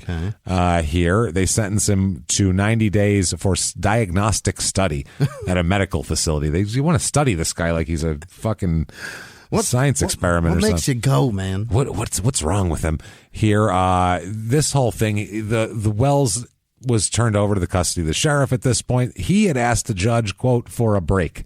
He said, can you give me a break on this? And he went, no. He said, this is great. This is the same judge as before. He said, quote, you had every chance. You have just run out of chances. Good. And which, I mean, yeah, he's done a lot. He's just being in that bar violates his probation. Right. So that's... Several charges ago, rape was on here. No. Yeah, no, sorry. I mean, it's over. Yeah, one of the witnesses here, by the way, she says it was a switchblade knife from her purse, not a dagger from her stocking as well. So things get mixed up in the. Which one's more menacing? Probably the switchblade out of the purse. I think so. Yeah, although a dagger that out noise, of your though, stocking James, sounds that like, noise that is click fucking is good. horrifying. It's a good click there. Yeah. So, yeah, she testified, like I said, retaliation for a beating and all this sort of shit. So, he is going to be going to prison for 90 days here. His attorney expressed keen disappointment over the ruling, saying he has no method for appeal and estimated that prison diagnostic studies are usually 120 days, which means Wells will be gone for the whole football season. Okay. No football in 71. Maybe don't go into bars and get stabbed by chicks. That's the thing. You shouldn't be in a bar. Right. Wrong place, the wrong time. If you weren't in a bar, you would not, none of that exists. Yeah. That's the thing. Wrong place, wrong time. Correct. Wrong place, bar, wrong time. You're on probation. You're on fucking probation. Get out. So October of 71, he's in Vacaville at this point. Hell yeah. Not good. The jail. The jail. He's prison. By the way, I love how in multiple articles they always say what his prison number is. No? Anytime an athlete's in prison, they like to say he's no longer number 83 on the field. Now he's number blah, blah, blah, blah, blah. They 6 digits long. Love doing that shit in every article. It's the worst trope. Stop doing that shit. So traded in this number for this number. So he's there. He says, quote, he's in jail. He says, first time for me in a place like this. I'm seeing what it's like from the inside. It's different, all right. Yeah. Than being on the Raiders, probably. That's the idea. Actually, the Raiders locker room is pretty similar, probably, to county jail or Vacaville. Yeah, same type of thing. Same amount of danger. Yeah. Here's right out of this whole thing. Murray Olderman is the 1971 hacky guy who wrote this. Yeah. Quote, Warren Wells is right now a number. B367472 in the files of the California prison system. Yeah. You approach him through the high wire fences, barbed on top, with 3 armed guard towers spaced the length of a stockade. It's called, euphemistically, the California Medical Facility. It's fucking jail. You just described jail. If you said, went to see him in jail, I'd go, barbed wire, razors on the top. Probably some towers. Towers, guys with guns. That's what jail looks like. What are we talking about here?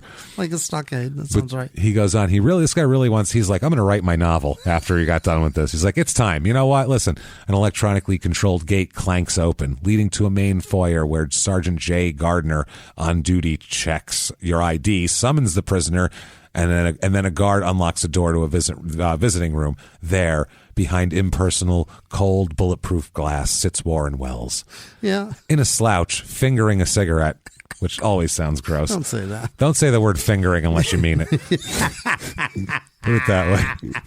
You know? This is for the gusto. A phone in front of him. On your side of the glass, there's a phone too. Pink. It's a hell of a way to communicate face to face. Is it? This guy has a novel cooking. He's like Chevy Chase in Funny Farm. Right. You know what he's like? It's about 5 buddies knocking over a casino. Poker buddies. Yeah. You don't find that funny? The perfect crime. You're not laughing. Was that part funny? On the first page, there's like 8 laughs. It's like 8 laughs. Like right here. Oh, I love that so much. Oh, fuck. So they ask him, how do you feel about this? And he said, quote, I don't feel embarrassed. Mm-hmm. Well, you should. Yeah. You should be literally catching touchdown passes, and instead you're sitting in jail. I can't hear your voice except for through this pink phone. And be embarrassed about this. Yeah. I just do my time. I've been here since September the 8th. Mm-hmm. And, he, acts a little weird. And he says, quote, I think it stems from the rape incident and the alcohol. You think? Yeah. Now you got it. It stems from the 3 years of probation you were put on for attempted rape, and then the alcohol, which you were literally fucking adjudicated not to have. Right. Like, I don't know what more you need to really... Who's that guy sitting next to you? This is my cellmate. His name's Cigarette. Why are you fingering him? Why are you fingering Cigarette? Oh, God. He smells like stale smoke. I don't like it. So he's got his family, his lawyer. He says that his lawyer says that he's an introverted man who's transformed by drink. Uh-huh. Everybody says he gets the second the booze touches his lips, he's a different human being and he turns into a fucking animal. He turns into a monster around his family and starts terrorizing people. Yeah. Like the second booze touches his lips. Like he just can't. Some people can't handle booze. It's true. It's just a thing that happens. And transformed by drink. transformed by drink. And that's his lawyer after he's already in jail. So this is like, after the fact. This isn't even like telling a judge that. Yeah. He says, he's picked up for all this stuff. He says, I heard them say it's the alcohol. This is Warren. I've heard them say that it's the alcohol, that I just can't handle it. But I don't think so. I think I just got in trouble for drinking and doing dumb shit while you're drinking. I don't think I did anything wrong this time to be in here. You got to ask Judge Deeden on that. I'm walking a tightrope. I've got to be very careful what I do. Sure, I'm worried. I'd like to get back to my job and all that money. Yeah. So, yeah, he wants to obviously do that. He basically, they say that he might have his term in Vacaville cut short. He may get out within 30 days, his lawyer said. He's very hopeful. Yeah. And he said that they said it's all up to the judge. And meanwhile, all he can do is hang out in the prison gym 5 days a week, where he's an assistant coach on the basketball team. Mm-hmm. And he said his team just lost by 10. Mm-hmm. He's upset about that. That hurts. Yeah, he said though. He said that he could. He said that he could do well. They said, anybody can replace you on the Raiders, and he said the guys in my place, they know the job, so they'll be fine, I guess. He's been eating starchy meals. Yeah. He said, "quote They could be better, but I'm a quiet guy. I believe the less you say, the better you be." Okay. I mean, that's go along to get along, I guess. Yeah. He says that he doesn't, there's no no stigma attached to being a convict. He doesn't think it's going to affect him. He thinks he'll be fine. He says, quote, time is valuable, but I got plenty here. What can I do? I can't break out. That would be foolish. I've talked to other inmates. They say this isn't one of the bad places like San Quentin. This is a touch. And then, Vacaville. Man, that's where Manson's at. What are you talking about? It's not as bad as San Quentin, apparently. Probably in terms of conditions. Yeah. Because every prison's different, too, in their rules, especially back then, because reading the Manson books, he'd go to this prison, and the rules were totally different. And then he'd go here, and he wasn't allowed to have his guitar, and he couldn't do this, and he couldn't do that. And so they might have easier visiting hours. They might have better something. Like the things that a prisoner will say is better is based on their comfort of life, not what you would imagine it would be. The preferences that they want. Yeah, we'd imagine just that's the least amount of rape probably is better, right? That's the best prison. Least amount of rape and stabbing, that's the best one, whereas they look at it differently. Least amount of rape and stabbing, and then ease of anybody that wants to see me. You know what I mean? If that's easy and I don't get fucked or stabbed, I could do that. This is terrific. Yeah, who cares at that point? So anyway, they said this is in the paper here, across the room, past panels of glass, an attractive woman visiting another inmate motions eagerly toward Warren. His back is turned. You point her out to him. She waves. He shrugs. She knows who he is. Quote, I'm an Oakland Raiders fan, she smiles. Oh, boy. So he's got ladies coming to the prison that like him and all sorts of shit like that. And like the Raiders. Yeah. So he wants to come back, though. Mm-hmm. He says, I love the Raiders. My coming back this year depends on a couple of things, but I can't comment on that now.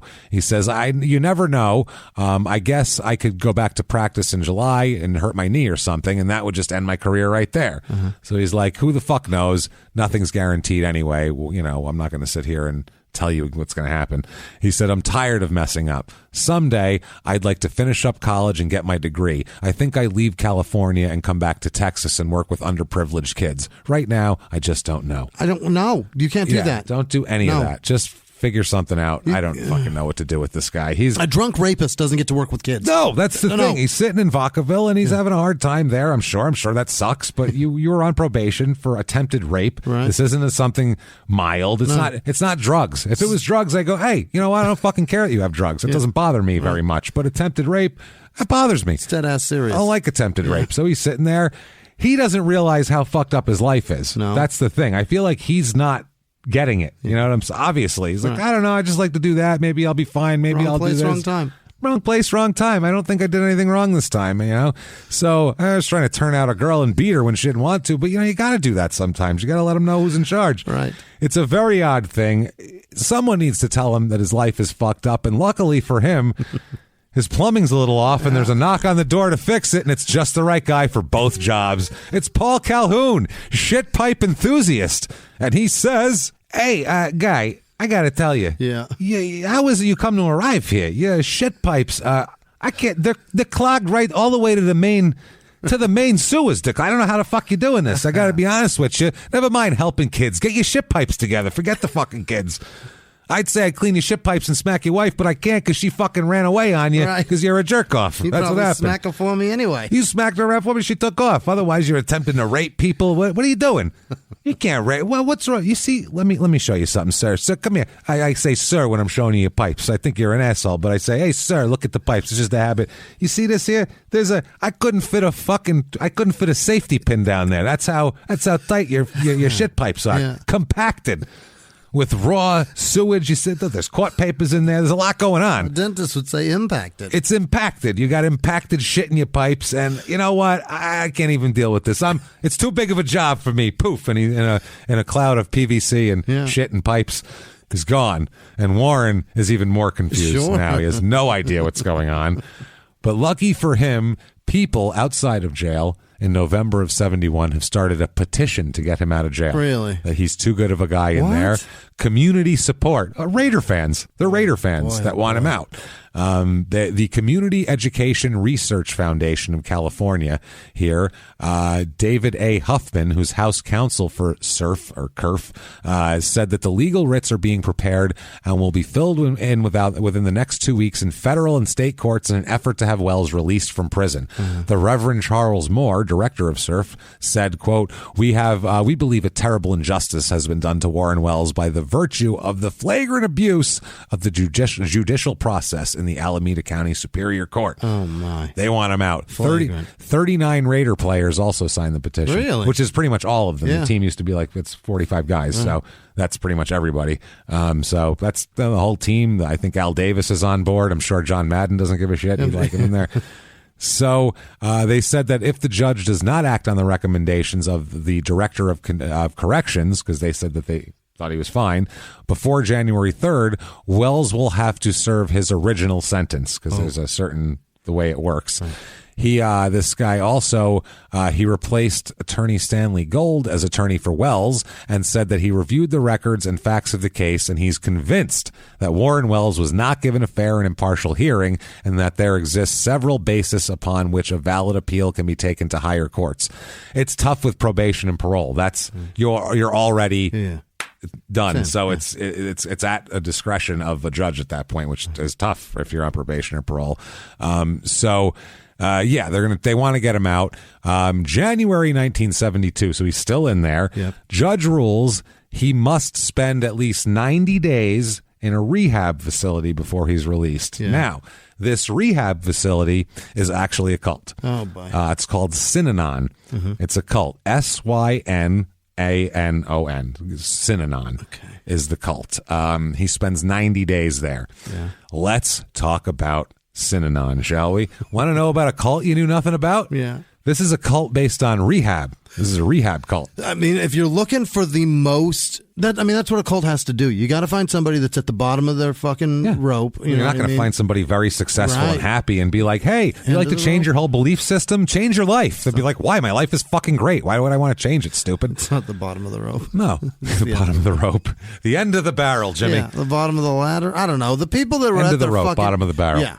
People that were looking at the most half asleep one here. Vulnerable. Those people. God damn it. Mm-hmm. People that need anything and just really words of encouragement or just showing acceptance. Yeah. It's a great place to find them. If you're genius. If your life is going great, why would you want to change your belief system? That could fuck everything up. Right. Don't rock the boat. Right. Don't fix it if it ain't broken. There's a million sayings. If things are going well, don't fuck it up, stupid. Nobody in a cult ever said life was going great. Well, I was the CEO of ExxonMobil, and then I just, I found Nexium. Yeah, it's very strange. You don't hear that often, which I'm sure someone will send us a fucking tweet of a CEO that joined a cult. Yes. Yeah. Common? No, that's the point. Less common? Yeah. More common than, it's more common to have like an alcoholic guy who just got out of jail for the third time. The only cult really where everybody's doing great and then it gets worse is Scientology. Well, and that seems to be going great for those people. Yeah, this is very similar to Scientology, this cult. It's Scientology, it's rehab. Scientology, they believe that, you don't need any therapy or mental help because the Scientology system makes your brain everything perfect. You need. You just have to be able to sharpen those tools to really use it all. And they need to berate you and tell you how wrong you were about everything in your life before Scientology. Same edicts here. Right. But it's almost like, because this started right around the same time as Scientology, and they kind of finger fucked each other, kind of, it seems like an intertwined, not intertwined, but they were taking some cues from each other. I don't know if they were or not, but it seems like it. But it seems like the later on, because Scientology was a looser, kind of a more chill thing back then to where it is now. They're almost where Scientology is now and has been for 25, 30 years then. Wow. Like Scientology looked at this and went, this is the way to do it. We're way too loose with these people. They need to be berated by their family and friends, I believe. So this started by a guy named Charles Dieterich. He's a reformed alcoholic, as he says. He was a member of AA, Alcoholics Anonymous, which is what the Synanon is. And, got it. Yeah. So he said that everybody said that he was a good speaker at the AA meetings. He was very into it. Yep. And he said that he didn't like that people suffering from addictions to drugs were not always welcomed into AA because people would think that, the addictions are different, so they wouldn't let them in. Which if you're in a small town, there's nothing else available, it's probably better than nothing. If you feel you need the support and you're looking for support, any support is probably better than none, right? Does it matter what the problem is based on the solution? You know what I mean? The solution is just different. If you're addicted to crack and if you're a boozer, your stories are much different. You know what I mean? Gambling is different too. Gambling is Anonymous is an entirely different thing. It's the scene from Half Baked where he's like, I'm addicted to marijuana. He's like, I suck dick for coke. I seen him. You ever suck dick for weed, man? It's that sort of thing. And we're not in the same. We're not doing the same shit, so it's a little bit different. Bob Saget's fucking great. That was funny. I think that's who said it, right? Yeah, and the guy who said I seen him is the guy from Real World Season 2 who pulled the blanket off the girl and got kicked out of the house. Yeah. So, he was a stand-up. So anyway, this guy here, he was upset about that, and then one day he took LSD. Okay, in the 60s. He took LSD when it first started coming around. He's one of these guys because he's an intellectual type of guy. And the alcoholic founder of this. Yeah. And back then, when LSD first started out, the way the CIA would do it, they would give it to their friends. Not this is not before they would just dosing people, but they would, or after that too. But it became a thing once it got out from the CIA of college professors and groups of 40-year-old older people that were successful and intellectual would all get in big groups, expand our mind and together. take acid. That's what it was. It was a big thing like that, and then it got into the kids doing it. Then it got crazy into the culture. But before that, it was mainly it was on college campuses. It would spread around, and people sitting around, they'd talk about what kind of mind expansion they had and all that shit. It was whatever. Well, the cosmos, man. Yeah. So he did that, and on LSD, he saw a vision of creating his own program to respond to the needs of the drugs and the alcohol and any addiction to anything. He's going to handle it all. Okay. On it all. So it starts with good intentions. Yes. He says that he was the one to coin the phrase, today is the first day of the rest of your life. Really? That's what he claims, but the sentence was the chorus of O Primeiro Dia, a celebrated song from a Portuguese singer. And 1912. Well before him. Yeah. So it's just a phrase. It's an idiom, and you just say it, and you're an idiot. Perhaps he thought of it and had never heard it before. Maybe. But he certainly did not make it. That's the thing. How many jokes have you come up with which are done already, so my they're God. not yours? Sometimes I'll say something, I'm like, genius. Yeah. Write that shit and into Twitter somebody and else. See how dumb you are. That's the point. That's the point. See how 40 people said it today. Yeah. It's been not even close. If it's obvious or any thought, really. 40 people tweeted it today. Forget about how many people said it. A million. And then they tweeted it, and most of them more famous than both of us, and it's a mess. So he had a group called Tender Loving Care, and it gained a significant following, and he ended up rolling all this into the Synanon Foundation in 1958. Okay. It's a word. He invented the word, obviously, integrating togetherness, sin with the unknown, Anon. That's how he did it. So, Oh, boy. It began as a 2-year residential program, but he soon concluded that its members could never graduate because a full recovery is impossible. And also, I have bills. Yeah. And then when they go away, then what? People just coming in and out? Right. Can't have that shit. Can't be working yourself out of a job. I need you forever. Yeah, it's always. God damn it. Pay me. I'm going to fix you, and then you're going to walk away. I'm going to end up fixing everybody, and then I'm out of work. I'm too good at this. Yeah. That's the problem, All right. is I'm just too good. He said the program was based on the testimony of fellow group members about their urges to relapse and all that sort of thing. It differed from AA in that it was directed toward both drugs and alcohol. So it developed also a business that sold promotional items. There you go. And that's where we come in. Just like Jim Jones sold all the pictures of him. And once all you start moving merch, you can't quit. It's a different story. I got to do this forever. It became, well, want to hear how successul it was too? Oh, God. Became an enterprise that at one time, for a time, generated roughly $10 million a year in merch. Whoa. Do you know how fucking much merch that is? Back then, T-shirts weren't $25 back then. They $12? Fucking maybe. Yeah. I mean, Jesus Christ. End? Yeah. $8? So he's got merch making $10 million in merch. Wow. In a year. And I've never heard of it. That's what I'm saying. That's how those shirts got to exist, right? They have to. They fucking have to, or some coaster, sort of some merch. shit. If they were selling 10 million of it a year, you'd have to sell everything. There'd be so much of it left. I would think. There's got to be a Synanon casket. It has to be. Someone's buried in the Synanon casket. So in 1959, anything with Anon in it's probably going to be not okay, by the way.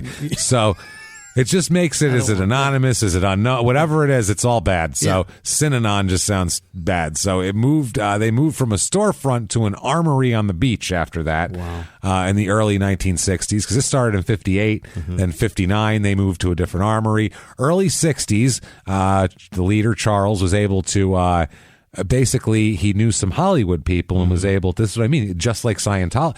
It's like they used this model for Scientology. Genius. Because this was back when they weren't really recruiting. They didn't recruit celebrities till the 70s. Right. Like John Travolta was an early guy when he was in like Welcome Back Kotter and shit like that. Otherwise, they were like early adopters of that shit. Right. And that's what's going on here. I figure they just took this straight from these guys. Kirstie Alley certainly got that from him in like Look Who's Talking, right? I think she was already in it. Really? I think that's why they were both in there, or maybe not. Maybe she did it then, but I hope I didn't. I hope it wasn't while Cheers was happening. We'll put it that way. I'm very sad for that. So he ends up doing that. In 1967, Synanon purchases the Club Casa del Mar, which is a huge beachside hotel in Santa Monica. Yeah. Because they're making $10 million a year in merch. This is from merch money. They're buying seaside hotels. Awesome. Fuck. Used it as a headquarters and a dorm for those undergoing treatment for drug addiction. Wow. That's a great dorm. Fuck. Yeah. Later on, they acquired a large building that had been the home of the Athens Athletic Club in Oakland and transformed into a residential facility for them. Outsiders were permitted to attend, quote, the Synanon game there as well. Game? Children were reared communally in the Synanon school, like Scientology. Not Scientology, they belong to the Scientology. I mean, it's what you're supposed to do, but more like Jonestown was where they'd actually dump them into a communal setting, basically. So totally different thing. They went to the Synanon school. Juveniles in the justice system were often ordered to enroll in Synanon by California courts. That's how out of control this got. Warren Wells was sentenced to Synanon. He had no choice but to go to these people. That's wild. He didn't choose this. This was, there were so many different forms of rehab and shit that they didn't really know what worked, that anything for a moment that seemed to work, the state would say, oh, that seems to be the thing, and then they'd send people there. They were giving this cult kids. That's wild. Giving them kids and giving them NFL players, apparently. So people without drug addictions, even that people that were professional white-collar people, were invited to join as well. New York psychiatrist Daniel Casserell, MD, founder of Areba, AREBA, which is the oldest surviving private addiction treatment center in the United States. He's a co-founder of Daytop Village, which is a big therapeutic community. He visited there in 1962, lived there in 63, and wrote a book about the experiences here. I didn't read the book because he was there for a year, and he was like, this needs to be published. This shit is crazy. Wow. Control over members occurred through the game. Okay, now this is what we wanted to get to. The game is presented as a therapeutic tool And they basically say it's like group therapy. This is like group therapy, but it's not, because it's basically you put someone in the middle and then you encourage the whole group to humiliate this person and encourage the exposure of one another's innermost weaknesses. You know, like Scientology, when they do your audits. That's what they're doing. They're trying to basically they're getting all the dirt on you, all the information that we can use against you. Exactly, and also breaking you down mentally then by telling you what a piece of shit you are and how wrong you are. It's really a double. It's dual-headed. It works very well on. It's very effective. Multiple levels. I got to say here. So it got even worse after that too. See, these cults, they get weirder over time, as we know. Yeah. People's Temple went from being. Jim Jones went from being, you know, this place where everyone was accepted and we're going to get away from racism and all that, to then, okay, well, it's communal. Old people give your pension checks because that way we can help people in the community. So they did that. And then it went to, okay, let me fuck your wife. And move to a fucking island. Get you secluded into the jungle. Yeah, let's go to the border of Venezuela so we can... This is the other thing. They gave him this piece of... The only reason they gave Jones... This is way off this topic, but Jonestown, do you know why they were allowed to go to Guyana? I have no idea. Why the government allowed them there? Because Venezuela is on their border, and Venezuela was threatening to take land away from Guyana because Guyana didn't have a good army or anything like that, and Venezuela can just march in. Sovereign-ass church group in there. Not a sovereign-ass church group, a group of American citizens. Oh, that too. They can't overrun it on that. because you will be attacked by the military. Piss off the U.S. Yes. You don't want that. Exactly. Wow. So they basically said, let's use these fucking people as a buffer so we can't be attacked. Human shield. And it worked because Venezuela went, well, we can't take that now. There's Americans on it, and we don't want to fight America right now. So that's why they're there. Known they were going to do us a favor. Yeah. No shit. So by the mid-'70s, women in Synanon were now required to shave their heads. Yeah, women, and there's pictures of these giant, huge groups of women with all shaved heads. Married couples were made to break up and take new partners. Does this all sound familiar to you? This is all Jonestown, Scientology. This is all culty. It's all of them mixed together. Men were given forced vasectomies. Now let's throw Heaven's Gate into the mix too. Let's throw Heaven's Gate into the mix. And a few pregnant women were forced to have abortions. Well, let's throw. Yeah, that's maybe not forcing. They should have wanted it. Yeah, no, we're just saying. Anyway, so this is like every bad cult thing you've ever heard from each one. Pick each piece of fruit off of each tree and throw it in one big basket, and you got Synanon. Of like the worst pieces. Yeah, all the worst pieces. Take all the rotten apples and toss them here. It's beautiful. It's fucking crazy. And they were very well known. Everyone knew who the fuck they were. George Lucas needed a large group of people with shaved heads for the filming of THX 1138 and hired this huge group of extras from Synanon to do it. Holy shit, George. Not only him, Robert Altman, another legendary director, hired members of Synanon to be extras for the gambling scenes in the movie California Split. Unbelievable. So, it was... newcomers were first interviewed by Synanon leadership to gain entrance into the community. Yeah. That's normal. It's Scientology.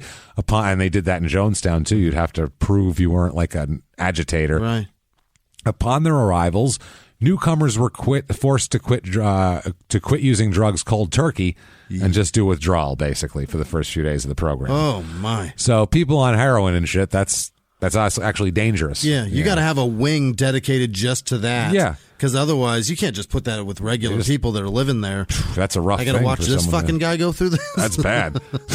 And for the first 90 days of being in the community, you're expected to cease contact with outside friends and family. 3 months. Never good. No. If someone says you shouldn't talk to your mom. Don't talk to the closest people in your lives while you detox from the worst thing in your life. While we reprogram your brain. That's so. Jesus. Members entered into in the first year of the first decade of this was going on, they entered into a 1 to 2 year program in 3 stages aimed at preparing members to re-enter greater society. Yeah. So it had a purpose. During the first stage, they did community and housekeeping labor. During the second stage, they worked outside of the community but still resided within the community. Mm-hmm. Third stage, they both worked and lived outside the community, but just attended meetings regularly. Okay. So they, like a church, like a normal church. So that's like get you up on your feet, push you out of the nest, spread your little wings, and there you go. Come back and say hi once in a while. After, though, in about 1968, 68, that time period is when all this is when Manson's coming about. This is when this is becoming very popular. People are looking for shit to join. Yeah. That's when it changed into a lifetime rehabilitation program. Yep. And with the premise that drug addicts will never truly be well enough to return to society. The only place for them is here. Wow. So, yeah, the game was the really bad one. So they would have to tell all this horrible shit. They were encouraged to be critical of everything during the game, using harsh and profane language. They call it attack therapy, basically. And the group, it's a very aggressive thing. And outside of the game, though, they were required to be very civil to each other. You'd be like, "You're a fucking piece of shit." And the second it's over, it's like, "You come, brother so-and-so. Let's go have a hot chocolate." Like, completely different, which is even weirder. Forget that I just told you have a small penis. Let's have some chocolate. Say your tiny little shrivel up dick. Yeah. So it was their most prominent form of therapy, and it also worked as, obviously, a way for leaders to collect the opinions of everybody and kind of figure out where they stand. Apparently, there was no hierarchy during the game. Members could freely criticize even the highest leadership of the group. Wow. Who would then take member concerns into consideration when deciding policy. It's a friar's roast, and they utilize the information? It's a free-for-all. Holy Just shit. we're throwing it on the table. It's like Festivus.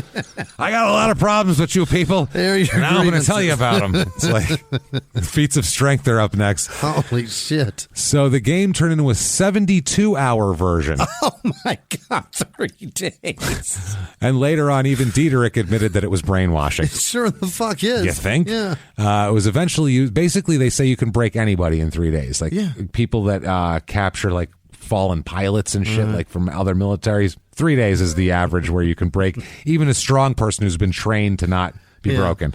You can break them. I hate myself. I don't know that. I mean, in a hostile environment, though, it's entirely different, obviously. But 3 days, the first couple of days, I'd be like, I know. I've been trying to say this. Jesus Christ. What, did you talk to my therapist? What the fuck? The third day might be the day that I crumble too. Oh, my God. So, yeah. Oh, that's so funny. The school here, there's a school that creates a schooling for members. The school was headed by a guy named Al Bauman, who believed in an innovative philosophy that aimed to teach children in the same manner to think differently.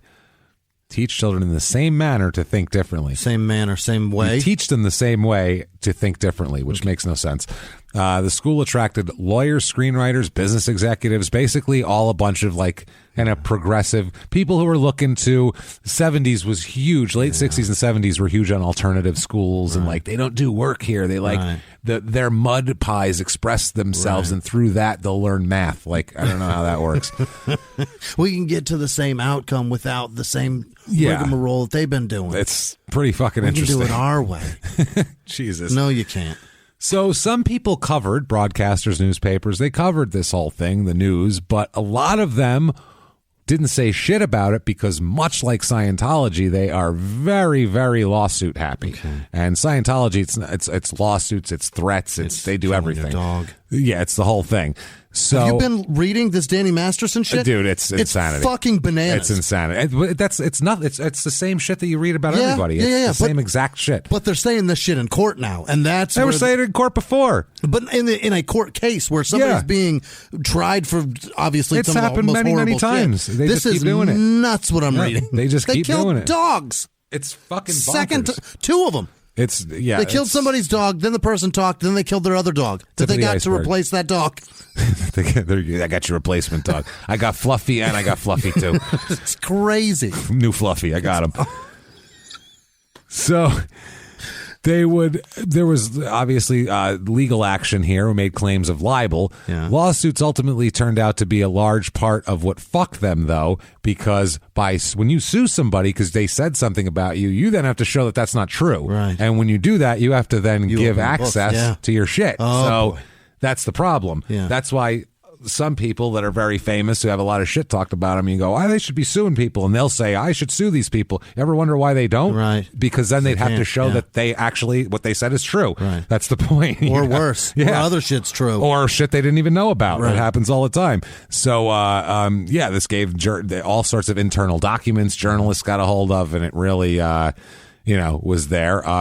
There's rumors that they were Synanon was involved in the disappearance of a woman named Rose Lena Cole in 1972. She had received a court order to enroll there and then disappeared, which she could have disappeared before if she went. Who knows? Initially, though, Synanon wasn't into violence, but then changed the rules, Dieterich, to allow for violence in order to maintain control. When they found out that's effective. It's effective. They're like, you know what? When you beat the shit out of people, they listen better. Much of the violence that was carried out by basically his own little SS force called the Imperial Marines. No. Yeah. He had like the Iraqi Republican Army Saddam Hussein had around him, and the SS and whatever. He used to California work with Imperial. Every dictator has some sort of little group around him to do, enforce their bullshit. There's over 80 violent acts were committed, including mass beatings that hospitalized teenagers and ranchers who were beaten in front of their families. People who left were at risk of physical violence for being a, quote, splittee. Yeah. What do they call it? Separatists. The Scientologists. Whatever Leah Remini is now. It's on the tip of my tongue. Do not tweet it because we'll have it in a second here. It's it'll come to us before the end of the show. What are they calling these? Splittees. Fuck. God damn it. I don't know. I know what it is, and it's on the tip of my tongue. Don't need the phone. It's right there. Don't worry. It's a so-and-so person. Yeah. Damn it. You know what Katie Holmes is. Yeah. So, and Nicole Kidman. Yeah. Anyone who's ever been married to Tom Cruise. Right. Yeah. Anybody that's divorced him. Yeah. A guy named Phil Ritter was beaten so severely that his skull was fractured and he fell into a coma and got bacterial meningitis. Oh, no. Yeah, not good. Almost died. Survived it, though. Jesus. Paul Morantz is a reporter. He's a journalist turned lawyer who sued them in 1977 on behalf of a couple named Francis and Ed Wynn, who claimed that Francis had been kidnapped, brainwashed, and tortured by the group for, quote, for purposes of financial gain despite her emotional instability. They were awarded, the couple, $300,000 from Synanon. And this reporter turned lawyer, basically was trying to get all sorts of other people out, lobbying the state and Marin County supervisors and the State Department of Health to crack down on them and all that sort of shit. Another guy almost got beaten to death here, and Morantz figured they probably didn't like him. He got threatening phone calls coming all hours of the night, and then all of a sudden they stopped. And he's like, what are they planning now? Yeah. That's weird. So he bought a shotgun. He said he was always looking over his shoulder, checking his car for car bombs before he got in. No. Like he pissed off, fucking Carmine Persico over here or something. This is a lot to a shotgun. Lot to deal with. One day he returned home. It's October 11th, 1977. He wanted to turn on the TV. Game 1 of the World Series was on, Dodgers-Yankees. Yeah. He wanted to sit back and watch baseball. He said, for one moment, quote, for one moment, I'm not going to think about Synanon at all. He said, I'm just going to watch the baseball game. He put his notebooks in the kitchen table, walked by his mail slot, and he could see an outline of a package. He thought it was like a scarf or something in there. In this package. So he didn't have his glasses on. So he opened the package and he said, Jesus Christ, the rattlesnake came out of it. They mailed him a rattlesnake. Oh, my God. Package. He said, quote, they don't get me with this. I'm not that stupid, he was thinking. And then it bit him. It got him? It got him. It was Jesus. 4.5 foot rattlesnake. And it dropped to the floor and all that. And he was yelling, call the police, call an ambulance. I got bit by a rattlesnake. Synanon sent me a rattlesnake. God, Jesus. Yeah. So Walter, this went national now because he's a fucking journalist and a lawyer. This isn't some alcoholic you pulled off the street and tried to fuck with here. So Walter Cronkite even was talking about it on the national. I mean, that's the news.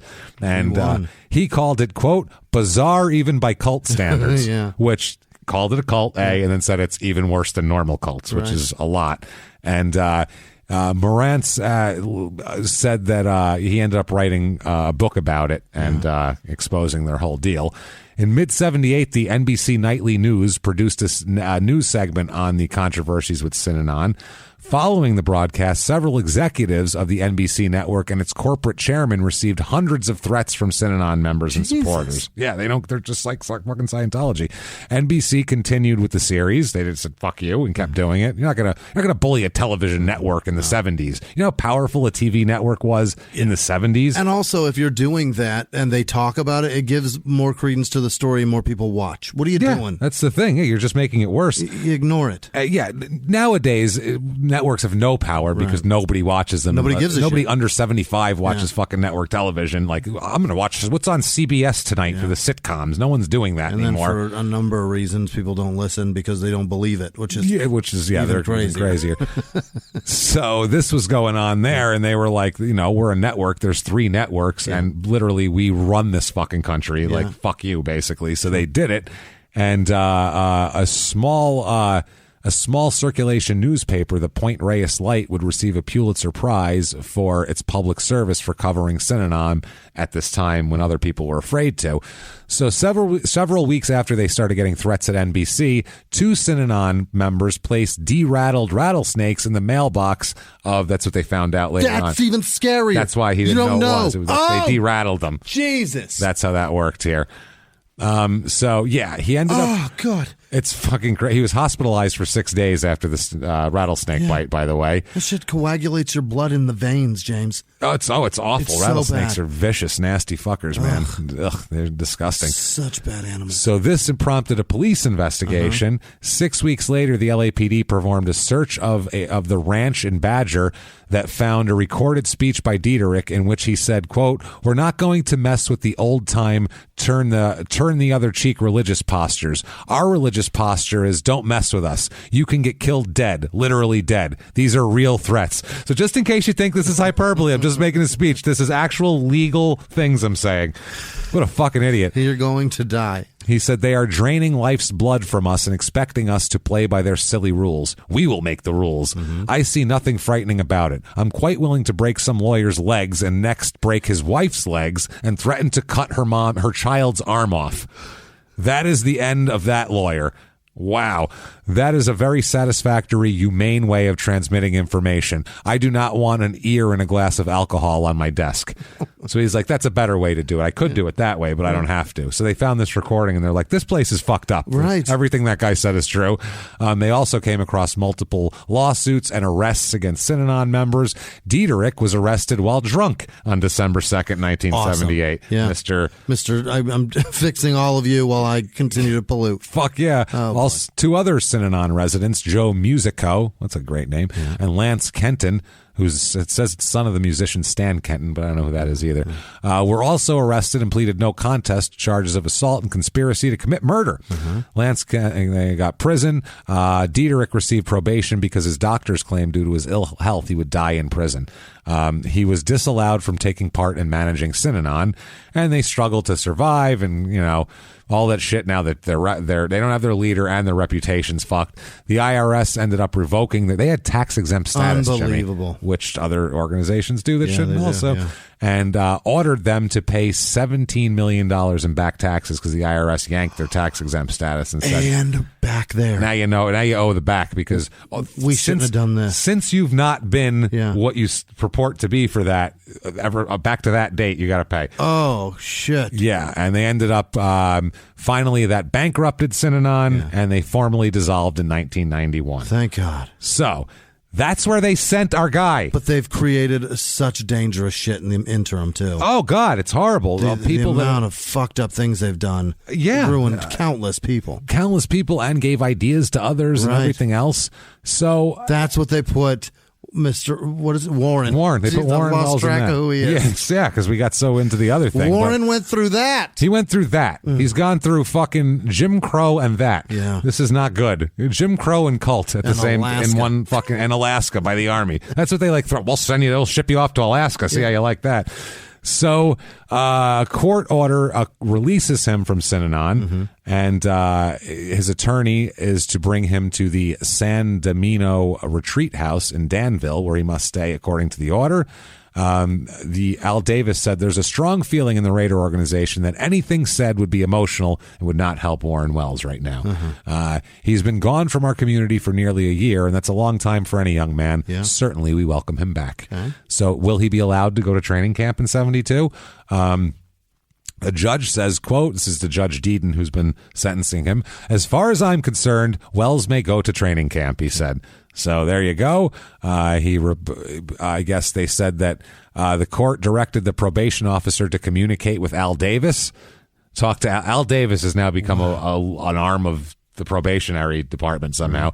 The court has received a communication from the probation officer that the Raider management will be fully cooperative with the probation department concerning Wells' supervision. So he'll be placed under the Raiders' supervision while at training camp as a condition of court approval. That's fucking hilarious. And then he has to go to a retreat house in Danville there. Fuck, man. Now, the Raiders issued a press release saying that the Raiders have no way of assuming supervisory capabilities for Wells while he's in camp. Like, it's obviously not what we do here.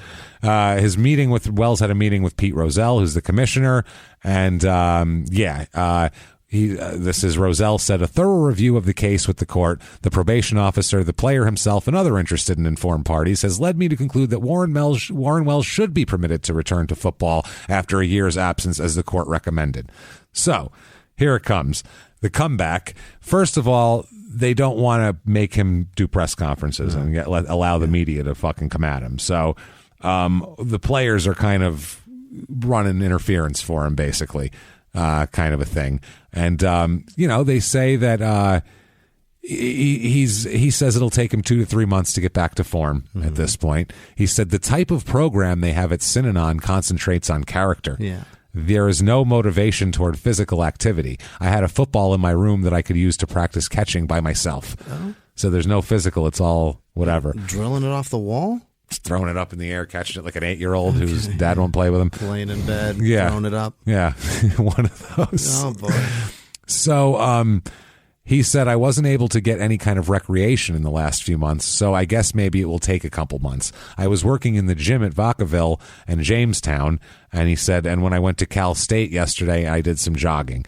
He said, I never had any doubts I could play when I got out. I just was waiting to see what the courts would say. I'm really glad to be back. I really can't explain it. So he said he watched several Raider games, and he said that just made the pain of watching them first. Yeah. He said it wasn't as much fun watching and not being out there. I feel the same way, honestly. I'd much rather be playing wide receiver for the Raiders, but unfortunately, he said, in fact, during the last Kansas City game, I couldn't stand it, so I went away and turned on the radio.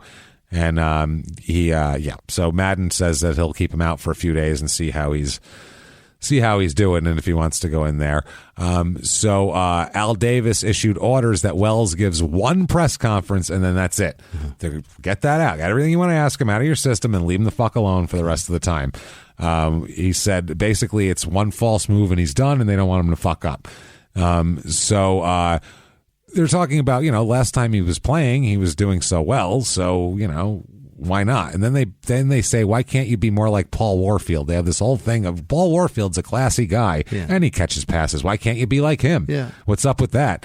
So he ends up, they give him a new roommate too, who is Gene Upshaw, the head of the Players Union forever, and a real kind of a square kind of a guy. Like, I think he's still there, isn't he? He might be, yeah. Unless he's dead. I don't know if he's dead. He might have died recently, but he's considered like a real upstanding kind of cat. So, they're going to move him in there. So, Jesus, Wells he's had such a fucking mess of a time here. He says, John Madden says, well, he's not a free man in our training camp. Nobody is. We're on the go from 9 a.m. to 11 p.m., which the way they described it, they kind of were. I've read a book about Raiders training camp. You're not a free man? Not a free man. Okay. And then they would sneak out from there. Right. But they were talking about how they would all come in like there'd be this huge... The guys would like turn the lights off and kill the engine and coast into the motel parking lot to park so nobody would hear. They'd climb in their windows. No power steering now, but we're going to wrestle this with the steering wheel. Jeez. It was fucking nuts. How much do you want beer? Yeah, a lot. So nobody has run the go from 9/11. The decision to room him with Upshaw came up because his former roommate, Eldridge Dickey, is no longer with us. Warren's attitude has been excellent. He's not carrying a chip or anything. He genuinely wants to play football again. He seems very determined. He's just happy to be here, and I don't blame him. And he says he likes having him around. He worked out, basically, he said, but Synanon didn't help him with the not doing anything. Sure. Madden says he played basketball and lifted weights. It's a matter of what degree he's out of shape. Can he go deep once or twice? He can go deep once or twice, but there are thousands of guys in saloons who can do that. No, there aren't. There really aren't. The trick is to be able to do it for 2 hours. It's endurance that might give him trouble. After all, the receivers run every play, so that makes sense. After all, receivers run on every play. Yeah, they're always running route unless they're blocking. Right. So they had drafted a bunch of guys too, and Warren says, "What can you say at the I'm sorry, this is Madden again. What can you say at the time we didn't know about Warren because they drafted a receiver before he even got out? I'm sure we didn't make a mistake. Would be hard to say that we might have gone for somebody else." So Warren he's got a good opportunity here, and everybody likes him. Madden said, quote, "There's just something about the guy that makes folks care. While he was away, not a day passed that somebody didn't ask about him, hoping that everything would straighten out for him. I sincerely hope his troubles are over, and not just because he's a great player either." Not bad. Problem is, he says he knows he can't handle alcohol. And he's been given a court-appointed advisor, Dr. J.B. Jones, who's a professor of psychology at Texas Southern University, his alma mater. They gave him, and he says Wells can't handle alcohol. He said the problem is for him to steer clear of it and, just stay away from everything. He says 1 or 2 drinks, and Warren has an almost complete personality change. Yep. That's a certain personality. They just can't have it touch their lips because it's just completely. I've seen that. Right. 2 drinks and you're a mean fuck. Well, it's not you, but right. Other people. It's very similar to people with. It's very similar to people that can't handle like lactose. They still fucking eat it, and then they're a goddamn mess. Yeah. So this is even worse because you're not in pain. Right. You're just an asshole to other people. It's just different in that you don't have diarrhea. You have diarrhea of the mouth, and you say and do dumb shit. No shit. Diarrhea of the hands and mouth. Yeah. Wells said, quote, "As kids in the slums, we used to drink maybe to escape having to think about getting ahead. We would sit around and drink wine and talk about what we were going to do in life. I guess we were just fooling ourselves." Jesus Christ. And then he got ahead of it. And fucking grim. Now it's a problem. The doctor says, since the court has sent him back to Texas last month, Warren has made an honest attempt to straighten out. It's the first step. Then the stabbing thing had to happen before that. Yeah. But I think he'll make it in the end. I offered him a drink not too long ago. He turned it down. Why'd you do that? To test him, I guess. Fuck, what are you doing, man? Why would you do that? What if he says yes? Maybe it doesn't mean anything now, but someday it might. Why would you do that? Hey, want a drink? No, dick. Thanks. Are you going to bet a gambling addict that they can't you'll get him gambling by the end of the day? I'll bet you. Jones said he was also instrumental in him being released after 60 days of one of his things that he got out. He said Wells took on the family responsibility when he started pro football. Wells' father is a laborer who doesn't make hardly any money. Right. And he said there's still 3 young children at their home. Warren was one of the oldest. Yeah. Quote, Warren is picking up the tab on his younger brother's education. He also bought a home for his family. Okay. By the way, the most he ever made in a season of football is $38,000. How the hell are you buying houses? Which isn't, that's a lot. Beaumont. That's more back then. Yeah, it's Beaumont, so it's going to be cheaper, he could too. buy the whole town. No shit. He said, the thing that impresses me most about him is his loyalty to his family, his love for his parents. I've always felt that a man who sincerely loves his parents has something he can build on.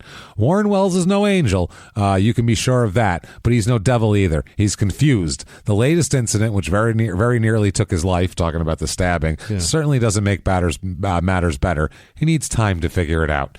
So, they asked Pete Rozelle, is it good to have this guy in the league? Is this bad for the image? And he said, a case like this is obviously of concern. We're in the limelight, and I don't like to get letters about children's living room idols. But I think you have to show compassion sometimes as his hair turns bright silver. He's won Silver-Haired Middle-Aged White Man of the Year before. Pete Rozelle? Oh, he's a former winner, yeah. It's very difficult to make a judgment that's going to ruin a man's life. In most cases, this is the only economic shot at self-improvement these fellows have.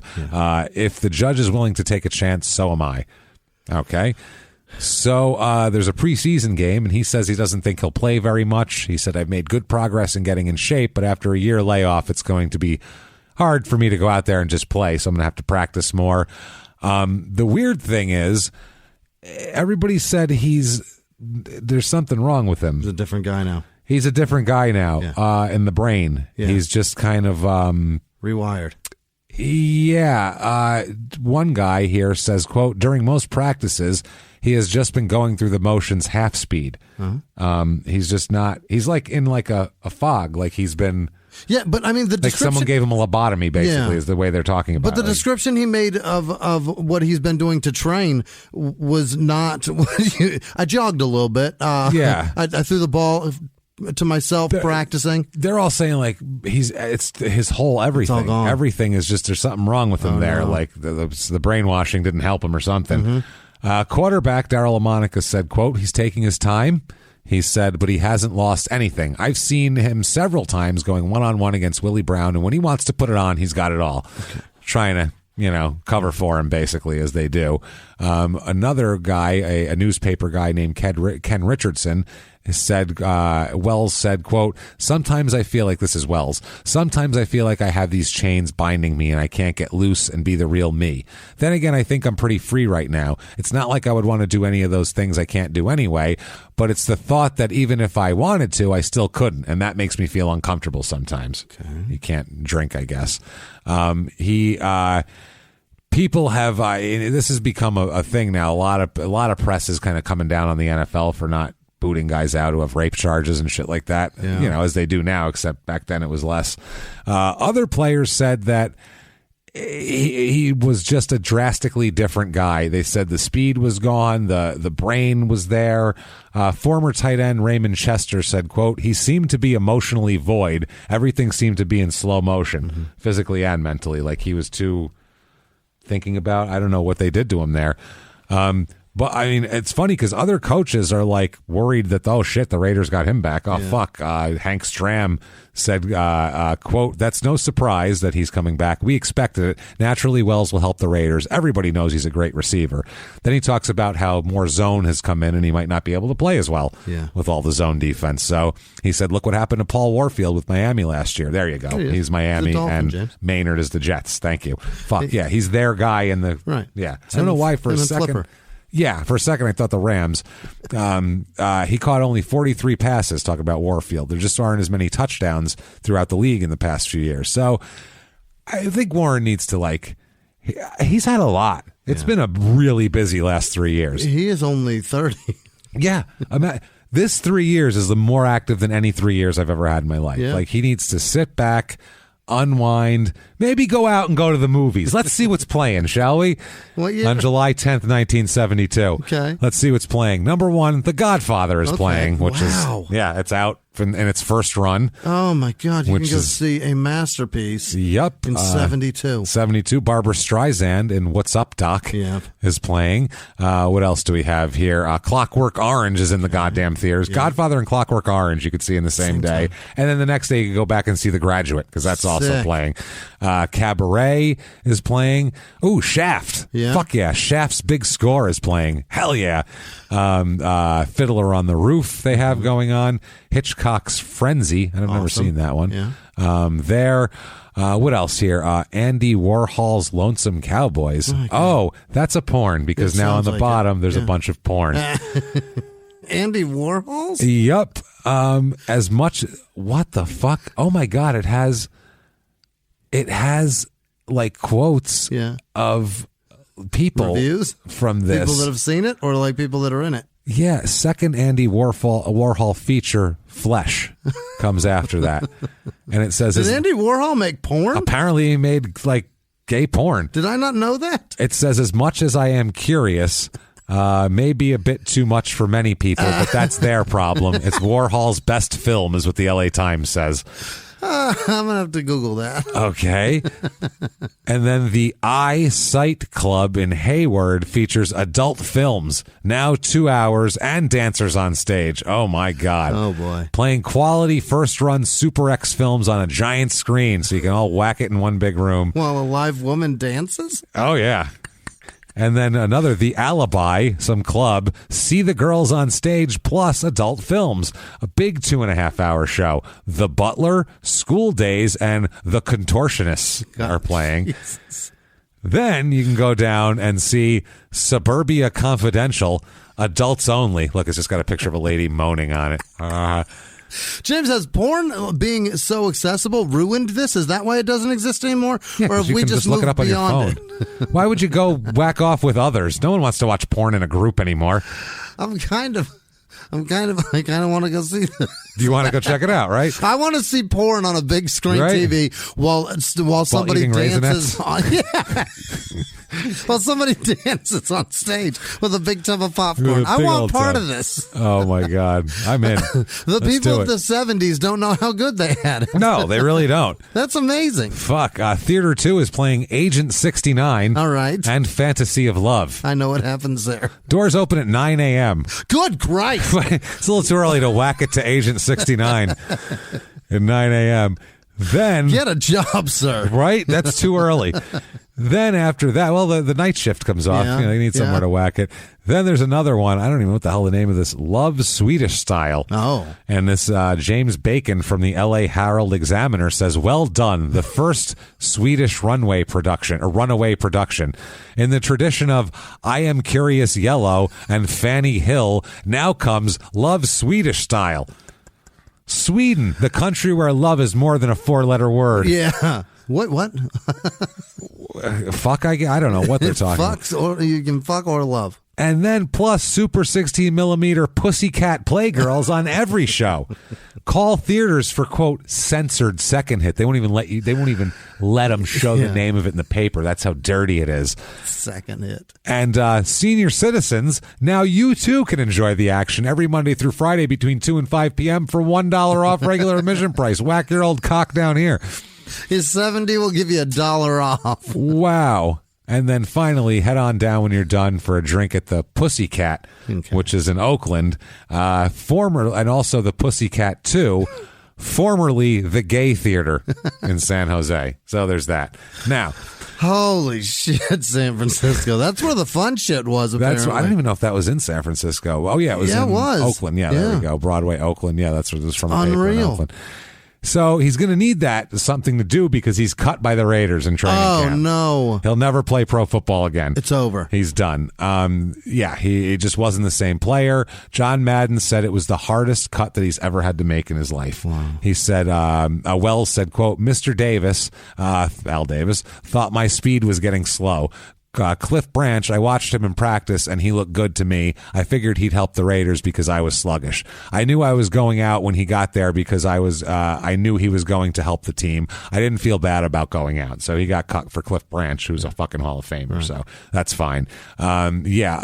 John Madden said if he could have played long enough, he could have been the greatest wide receiver who's ever played.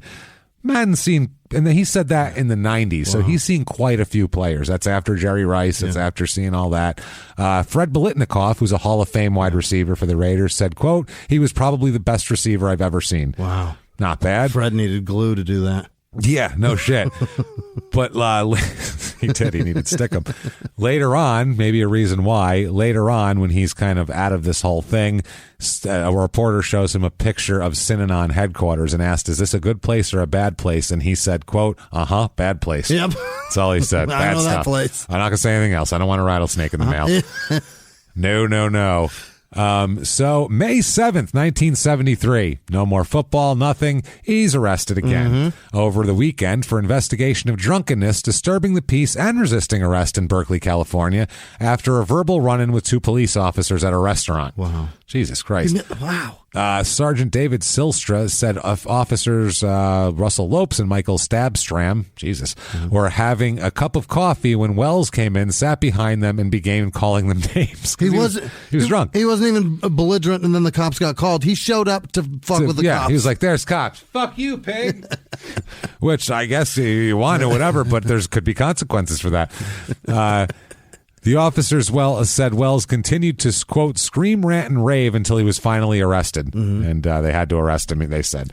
June 1973, he is acquitted of drunk driving on May 5th, which we didn't even know about.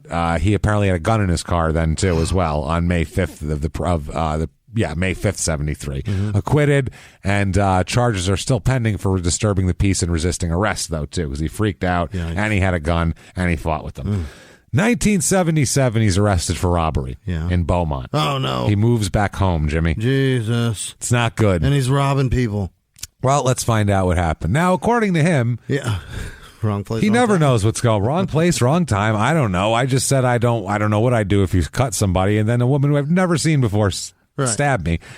He says, quote, "It was a strange coincidence." That's how most robbery charges start out.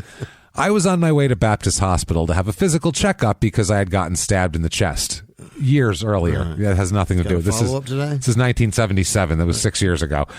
He said, "A young lady by the name of Mrs. Elizabeth Henderson," I didn't know her name at the time, "walked out of the grocery store with her daughter. I'd been walking a long time and I was dry. I asked the lady for a quarter to get a Coke. She didn't say anything but went to her truck. The police pulled up later and said someone in the store called because a robbery was committed. Mrs. Henderson said that I said, quote, 'If you don't give me your money, I'm going to take your daughter.' Then the courts took it from there." And they did take it from there. The courts, as a matter of fact, said, "You," because of his previous record, said, "You, sir, may fuck off.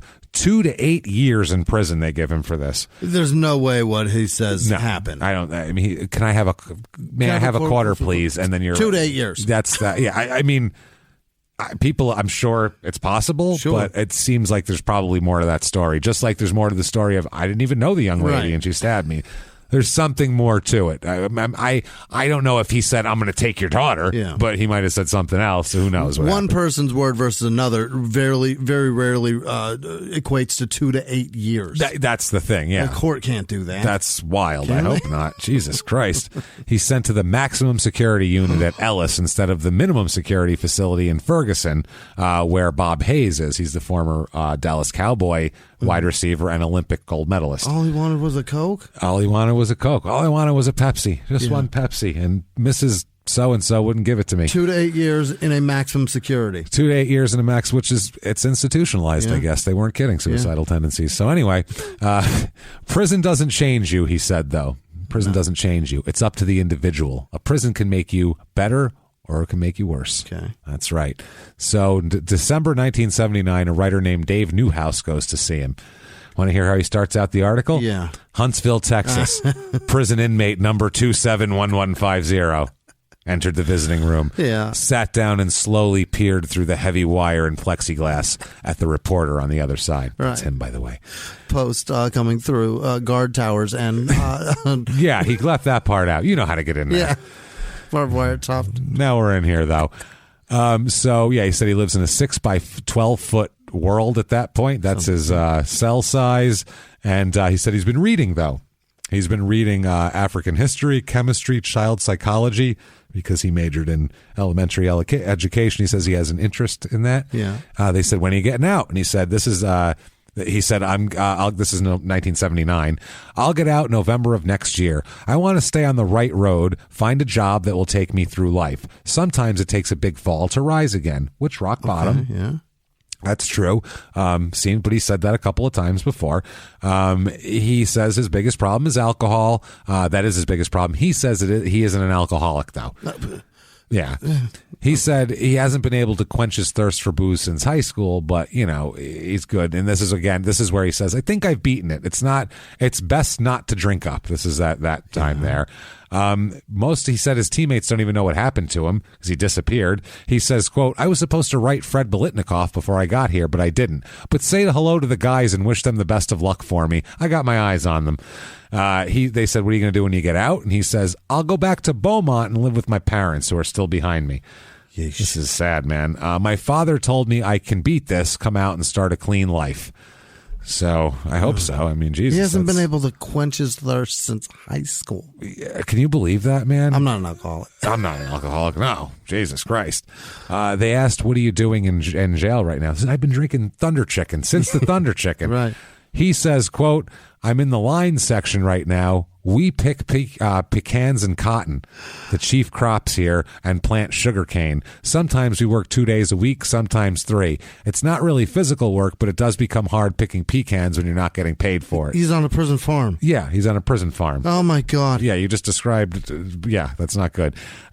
He then says only his brothers and his sister. He has 4 brothers and a sister. They're the only ones that really visit him, his parents. He said they would come about every Sunday, but they don't come as often now with the... they don't come as often now. He said, just doesn't happen. He said, right now I'm basically thinking about staying healthy. I'm trusting in God that I might go back to school and work with youth. I did some work with youngsters in Houston, but they had financial problems, and I was the one that was laid off. Okay. He has no money. He said he needs money. He said, we all need money. Yeah. The system isn't run on anything else. I don't think to be financially well off, I'd do anything detrimental to society. He's going to be good now. What does that mean, Jimmy? He's good now. He's good now. Super good. A guard, Benny Oliphant, said, quote, he's never in trouble. He doesn't let this place get him down like a lot of people. He's doing fine. He's definitely good now. He also said he thought this would be his last big fuck up. He said, after the first time I said it would be my last one, you never know. I never wanted to make the first fall, which makes sense. He does 200 push-ups and 100 sit-ups every night and does stretching exercises in his room. Impressive. Yeah, he's doing his shit. He's never in trouble. Like I said, he's doing fine. June 1980, newspaper reports come out while he's still in prison in June.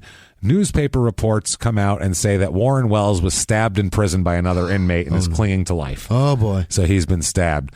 Luckily for him, Warren Wells is a common name, and it wasn't him. It's a different guy named Warren Wells who was stabbed at San Quentin prison, and the victim's identification and connection with the raiders was provided by public prison information. They said it's Warren Wells, the raider, and his name was Warren Wells, not that Warren Wells, a different Warren Wells, blah, blah, blah.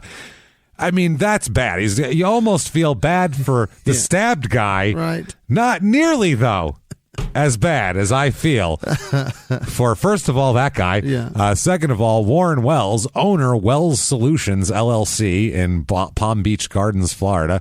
Warren Wells, senior consultant at Warren Wells Consulting. No shit.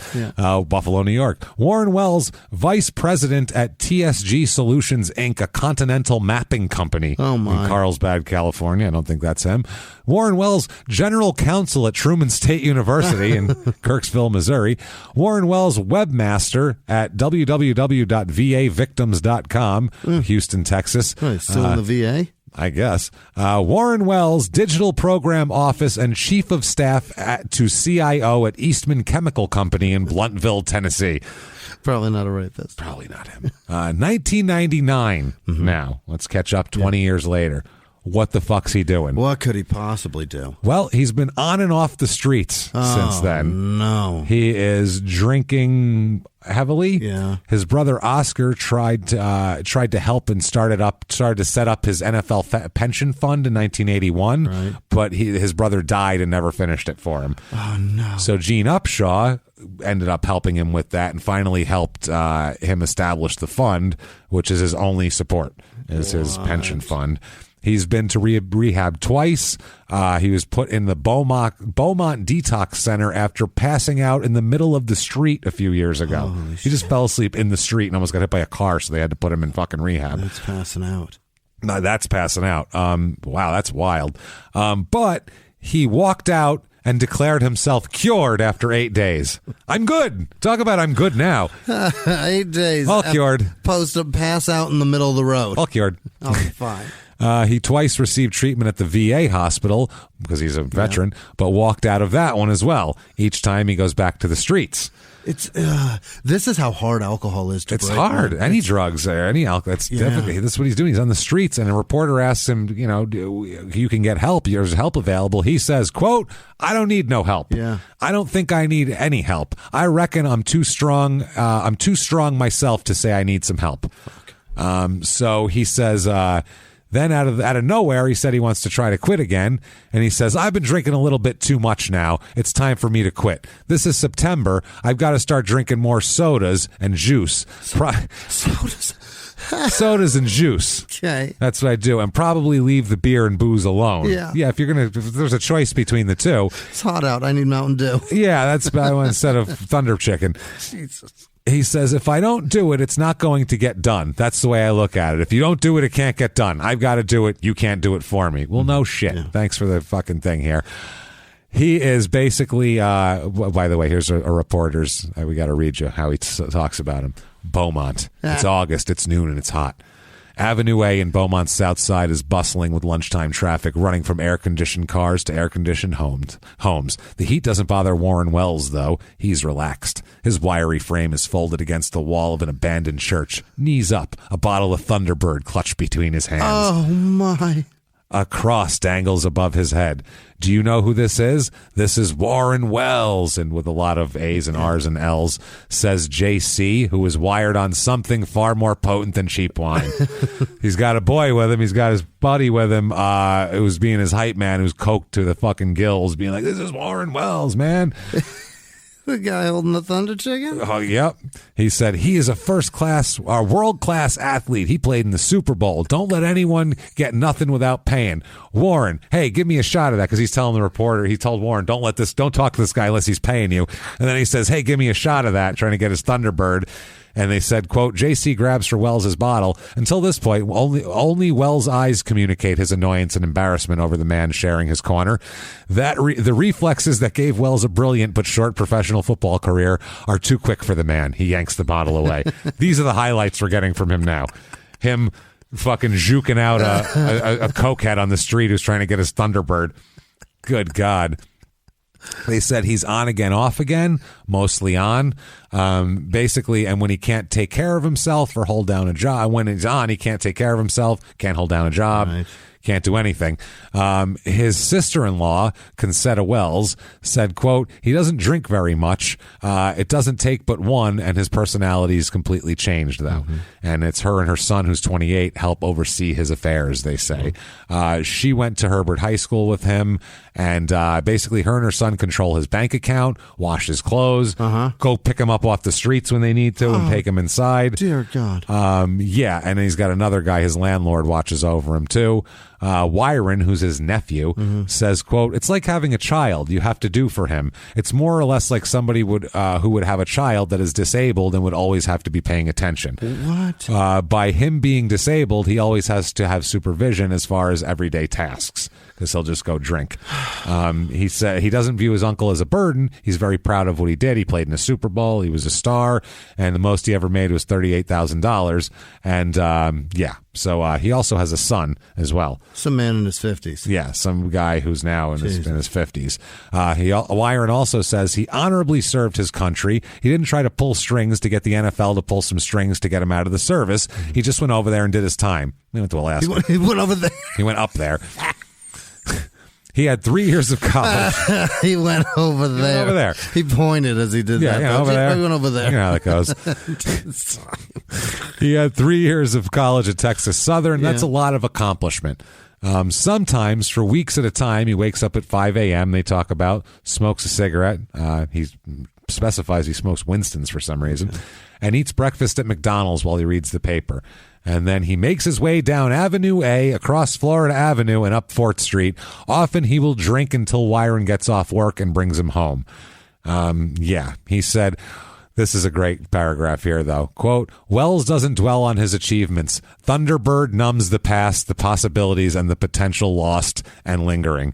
That's a good line. But he only drinks during the week, he says. He usually doesn't drink on Sundays out of respect for God, he said. Yeah. Sundays are for the big man. I keep my shit together on Sunday. Otherwise, I lean against a church and drink Thunderbird. Well, a crackhead tries to steal it. Yeah. Well, a crackhead tries to fucking swipe it away. He says he gets sober for a week or a month at a time, but then he's right back in it. His nephew says it's because he always goes after everything with the same amount of gusto. He says, quote, he goes all the way. He goes all out in everything he does, from drinking to when he was on the football field. They used to call him Warhorse because he was such a warrior on the football field, and his fight and passion to go for it all. That's just the same way he's been. In some ways it's good. In some ways that's bad. It turns toward that way. It turns bad that way toward drinking. So that makes sense. So basically, from 99, he continues this behavior. He ends up with diabetes, congestive heart failure, all sorts of problems. Finally, December 27th, 2018, Warren dies from a heart attack and all sorts of other complications. 20 years of that. 76 years old, he made it. He abused the shit out of himself. That's a strong man. He's a strong guy. He could take it. He really could. His body is hardened. He said, and Fred Biletnikoff says, quote, "You can compare him to anyone who's ever played the game. He was that good. Some of the things I saw him do, the catches I saw him make were amazing. He was a great friend. He could be tough to get a smile out of sometimes, but he still had a great sense of humor. It's sad to see another one of our friends pass away." So that's that. Can't get enough Warren Wells. I love him. It's cool. You can find old Warren Wells jerseys because he's an old Raider. You can find, there's a bunch of cool merchandise of like cool Warren Wells shit. Even just his pictures are cool. He's got like the 70s. You know what I'm saying? It's like he's got like a real Shaft look to him, like with his hair and shit. It's cool as fuck. So check out Warren Wells. And that is Warren Wells. Wow, man. It's a wild story for someone you never heard of, right? We play idiot or asshole all the time. Which is it? I don't know. Is he an idiot? No. Is he an asshole? He's certainly an asshole. He's kind of an asshole, but he's not an idiot. No. He's more of an asshole than an idiot, definitely. He knows better. That's too bad, man. That's fucking sad. But, I mean, that's one of those stories that, like... There was no way to get around that. That was happening no matter what. Yeah, it's just the way it was going. It was Stubborn a train. alcoholic, Yeah. He, looking at this, too, like, I didn't know anything about... I never fucking knew... I'd heard of him as a player, but I didn't know any of this shit until I read a book, and they, in passing, just mentioned, like, Warren Wells. Once he... raped that lady and got stabbed for trying to turn out a prostitute and all this type of shit. And I was like, who is this? Instant look up on the phone. I'm Who's this gold mine? Oh my, he's going on the list. So that is Warren Wells. If you did enjoy that show, you should tell the world about it. Why not? Yeah. Please do. Get on Apple Podcasts. Give us 5 stars. It really does help. Just say something. It doesn't matter what. Tell us, I don't know. Tell us what your favorite cheap wine is. It's probably Thunderbird. It's probably your Mad Dog 2020. Yeah. That was our choice as teenagers. Butter's delicious Chardonnay. I never had that. It's like $13 a bottle. Oh, it's cheap and shitty. That's not cheap though. Oh yeah, you're right. It's not $4 for. Yeah, I'm talking wine. about fucking Mad Dog and grape flavor. Yeah, that's what we used to drink in high school. It's not alcohol. You're talking about adult cheap masquerading wine. as yes, yeah. You're talking about adult cheap wine, not teenager cheap wine. Cheap, pair it with dinner and not shit your pants by the time you eat the mashed potatoes. So, that's that. Do that. Follow us on social media. We're at Crime and Sports on Twitter and Facebook, at Small Town Murder on Instagram. And also, you definitely want to get involved in Patreon. Shit, yeah. That's big stuff. Patreon.com/Crime and Sports. We got a lot going on over there. This week, we have, first of all, backstage wrestler fights as a bonus episode that we just released Saturday, which is, how crazy was that? So great.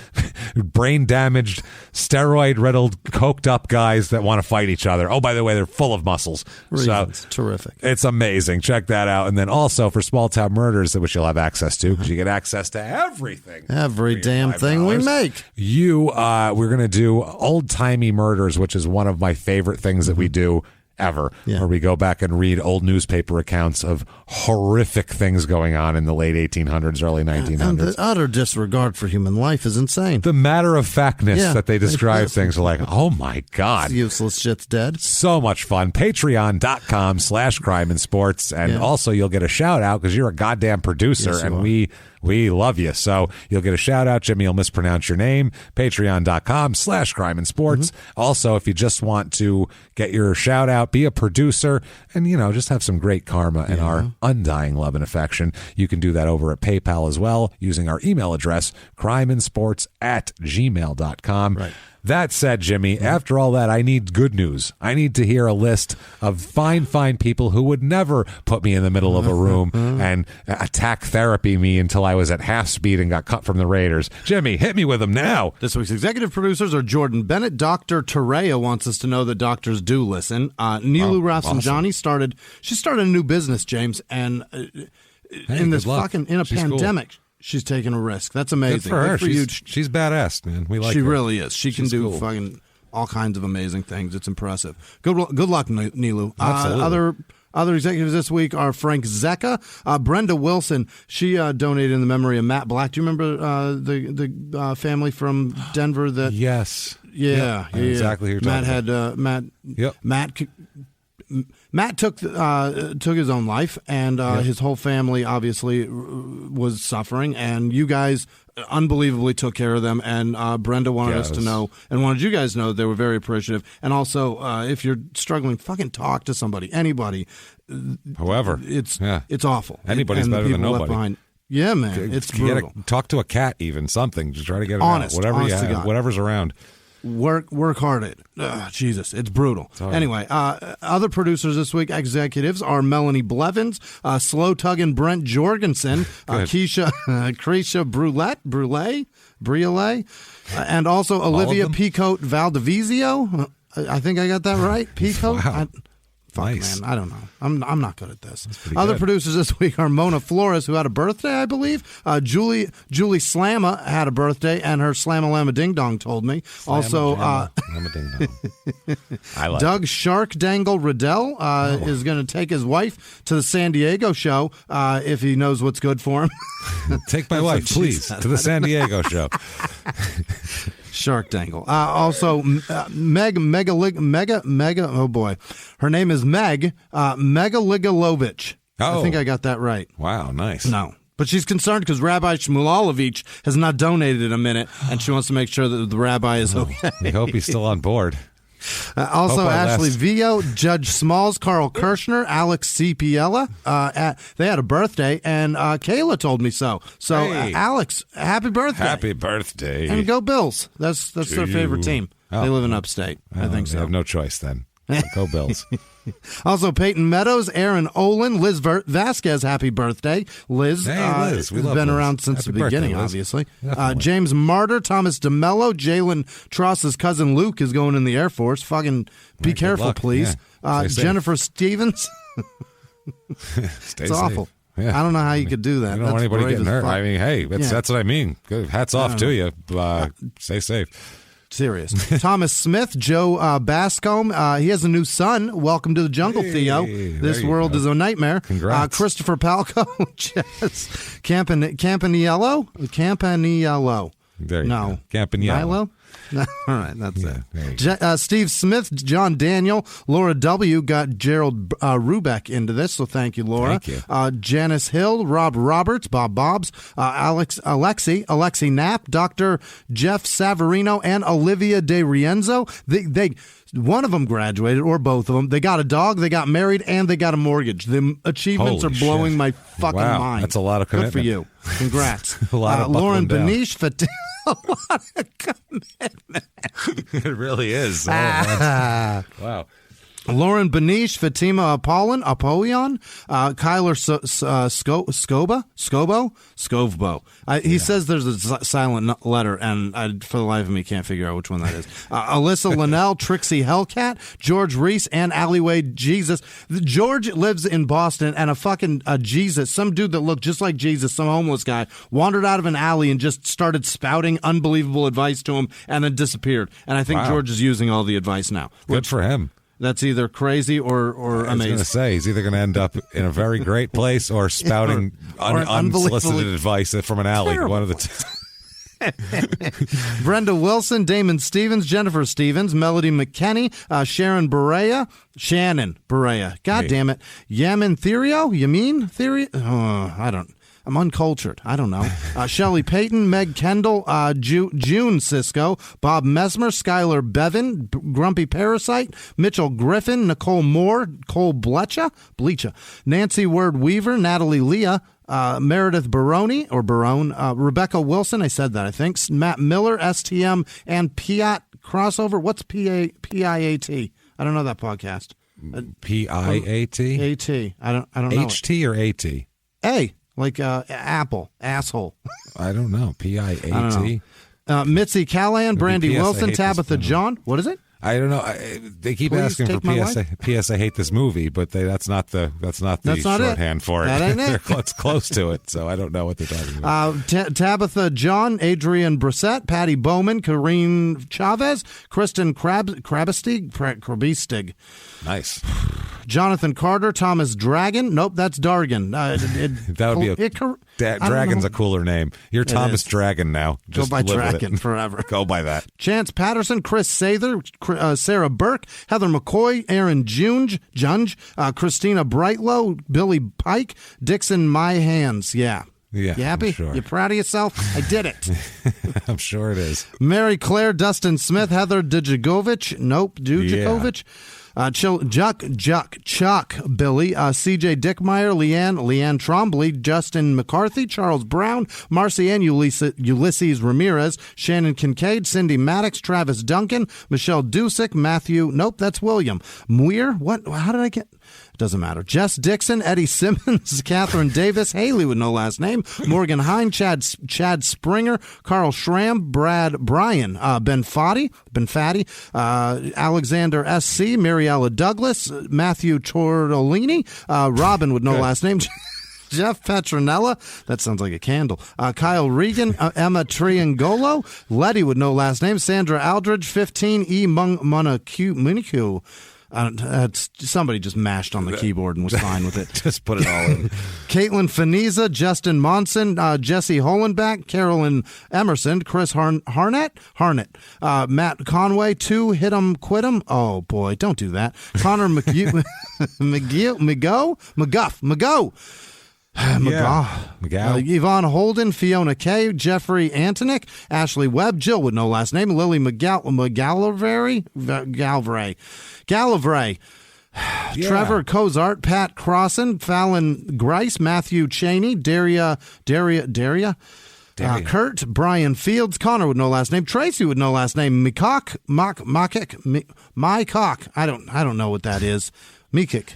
Somebody's Bobby Graves, Mason Rowe, Tempest, Sean Harrigan, City Bowring, Andrew Pettigrew, Matthew. Nope, that's Maggie. Why do I keep saying Matthew? Maggie Regalia, Kelly Petrie of the Dish Fortune. Wow. Melissa Weller, Blessings, and also Emily Gold. Nick with no last name, Allie McLaughlin, Masiak S, Suzanne Burns, Siri Alto, Marshall Arduin, David Newell, Christopher Dry, Mark Rainwater, Billy Bradfute, Quabian, Barbara, Quabian, that's a badass name. Scott cool. Littman, Lindsay Gofina, Samantha Fuller, Courtney Wesley, Andrew Wardrop, RM, Ashley Viatri, Sarah Nelson, Jesse Bennett, Chris Knight, Samantha London, Chris Knight. What? Two Chris Knights, two different ones. To both of you or one of you twice? Yeah, it's probably true. Either or. Probably right. I'll take it. Sophia Silva, Chase with no last name, Kevin Campbell, Colin Forrester Hoare. Oh, boy. Susan Turcholtz, Corey. In the forest, what happened? Corey Zarens, Veronica Mathis, Madison McGraw, Alan Sperling, Priscilla Diaz, Lacey Marino, Sarah Melvin, Cornucopia. Oh, boy. Klondike Music Company, Ainsley Guertin, Shane Harlow, Joanna Dennison, Jeremiah Jameson, Jess with no last name, Jason McQueen, June Bailey, Dawn S., Zach Alferman, Patty, Millardo, Griffin Talbot, Brad Davis, John Dyer, Annika Scoville, Michael Subject. Is that right? That can't be right. I didn't write Subject. Allison Bierman, Christina Barras, Jordan Beach, Nicholas with no last name, Randy Yor, Xander Mott, Sandra Yost, Aiden Blanco, Nick of Time Designs, D. No Mayor, Denomiar. I don't know. That's not right either. Tanner Wagaman in front of me. Kyle Childress, William Moore, Megan with no last name, Terrence McCarthy, Sherry Purcell, Eric Curtis, Kylie, Maynard Standard. I couldn't. No way. Is it? Oh, it is Kylie. The Y and the U are right next to each other.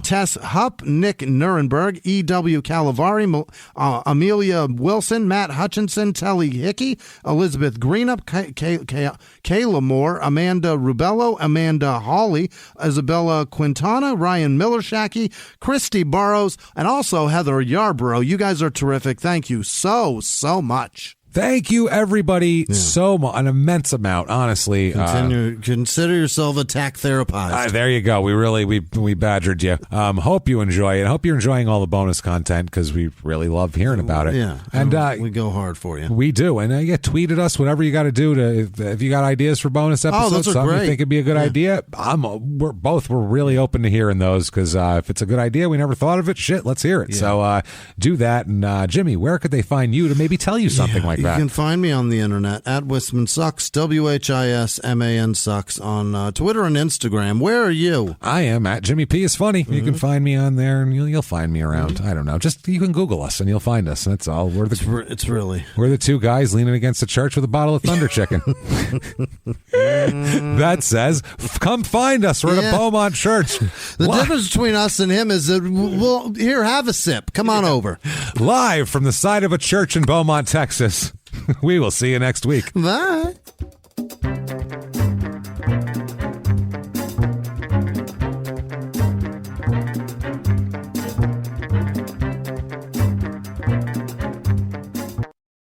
If you like crime and sports, you can listen early and ad-free now by joining Wondery Plus in the Wondery app or on Apple Podcasts. Prime members can listen early and ad-free on Amazon Music. Before you go, tell us about yourself by filling out a short survey at Wondery.com/survey. In the 1980s, a rosé swept the country. Hey, Mike, I really like this White Zinfandel. Well, good. Now put it down. We're going to try another one. White Zin became America's top-selling wine. But most don't know that this sweet drink has a sour history. What began in 1986 with counterfeit bottles. A big fraud, a multi-million-dollar fraud. Sent investigators chasing one of the most powerful families in the business, the Licciardis. But the closer the feds got to them, the more dangerous things became. It's a story of deceit. At the time, I was paranoid. Threats. You touch my kids, I will kill you. And murder. With a .22 caliber bullet to the head. What started with a scheme to mislabel wine spilled into a blood-soaked battle for succession. Welcome to Bloodvines. You can binge listen to Bloodvines exclusively and ad-free on Wondery Plus. Join Wondery Plus in the Wondery app, Apple Podcasts, or Spotify.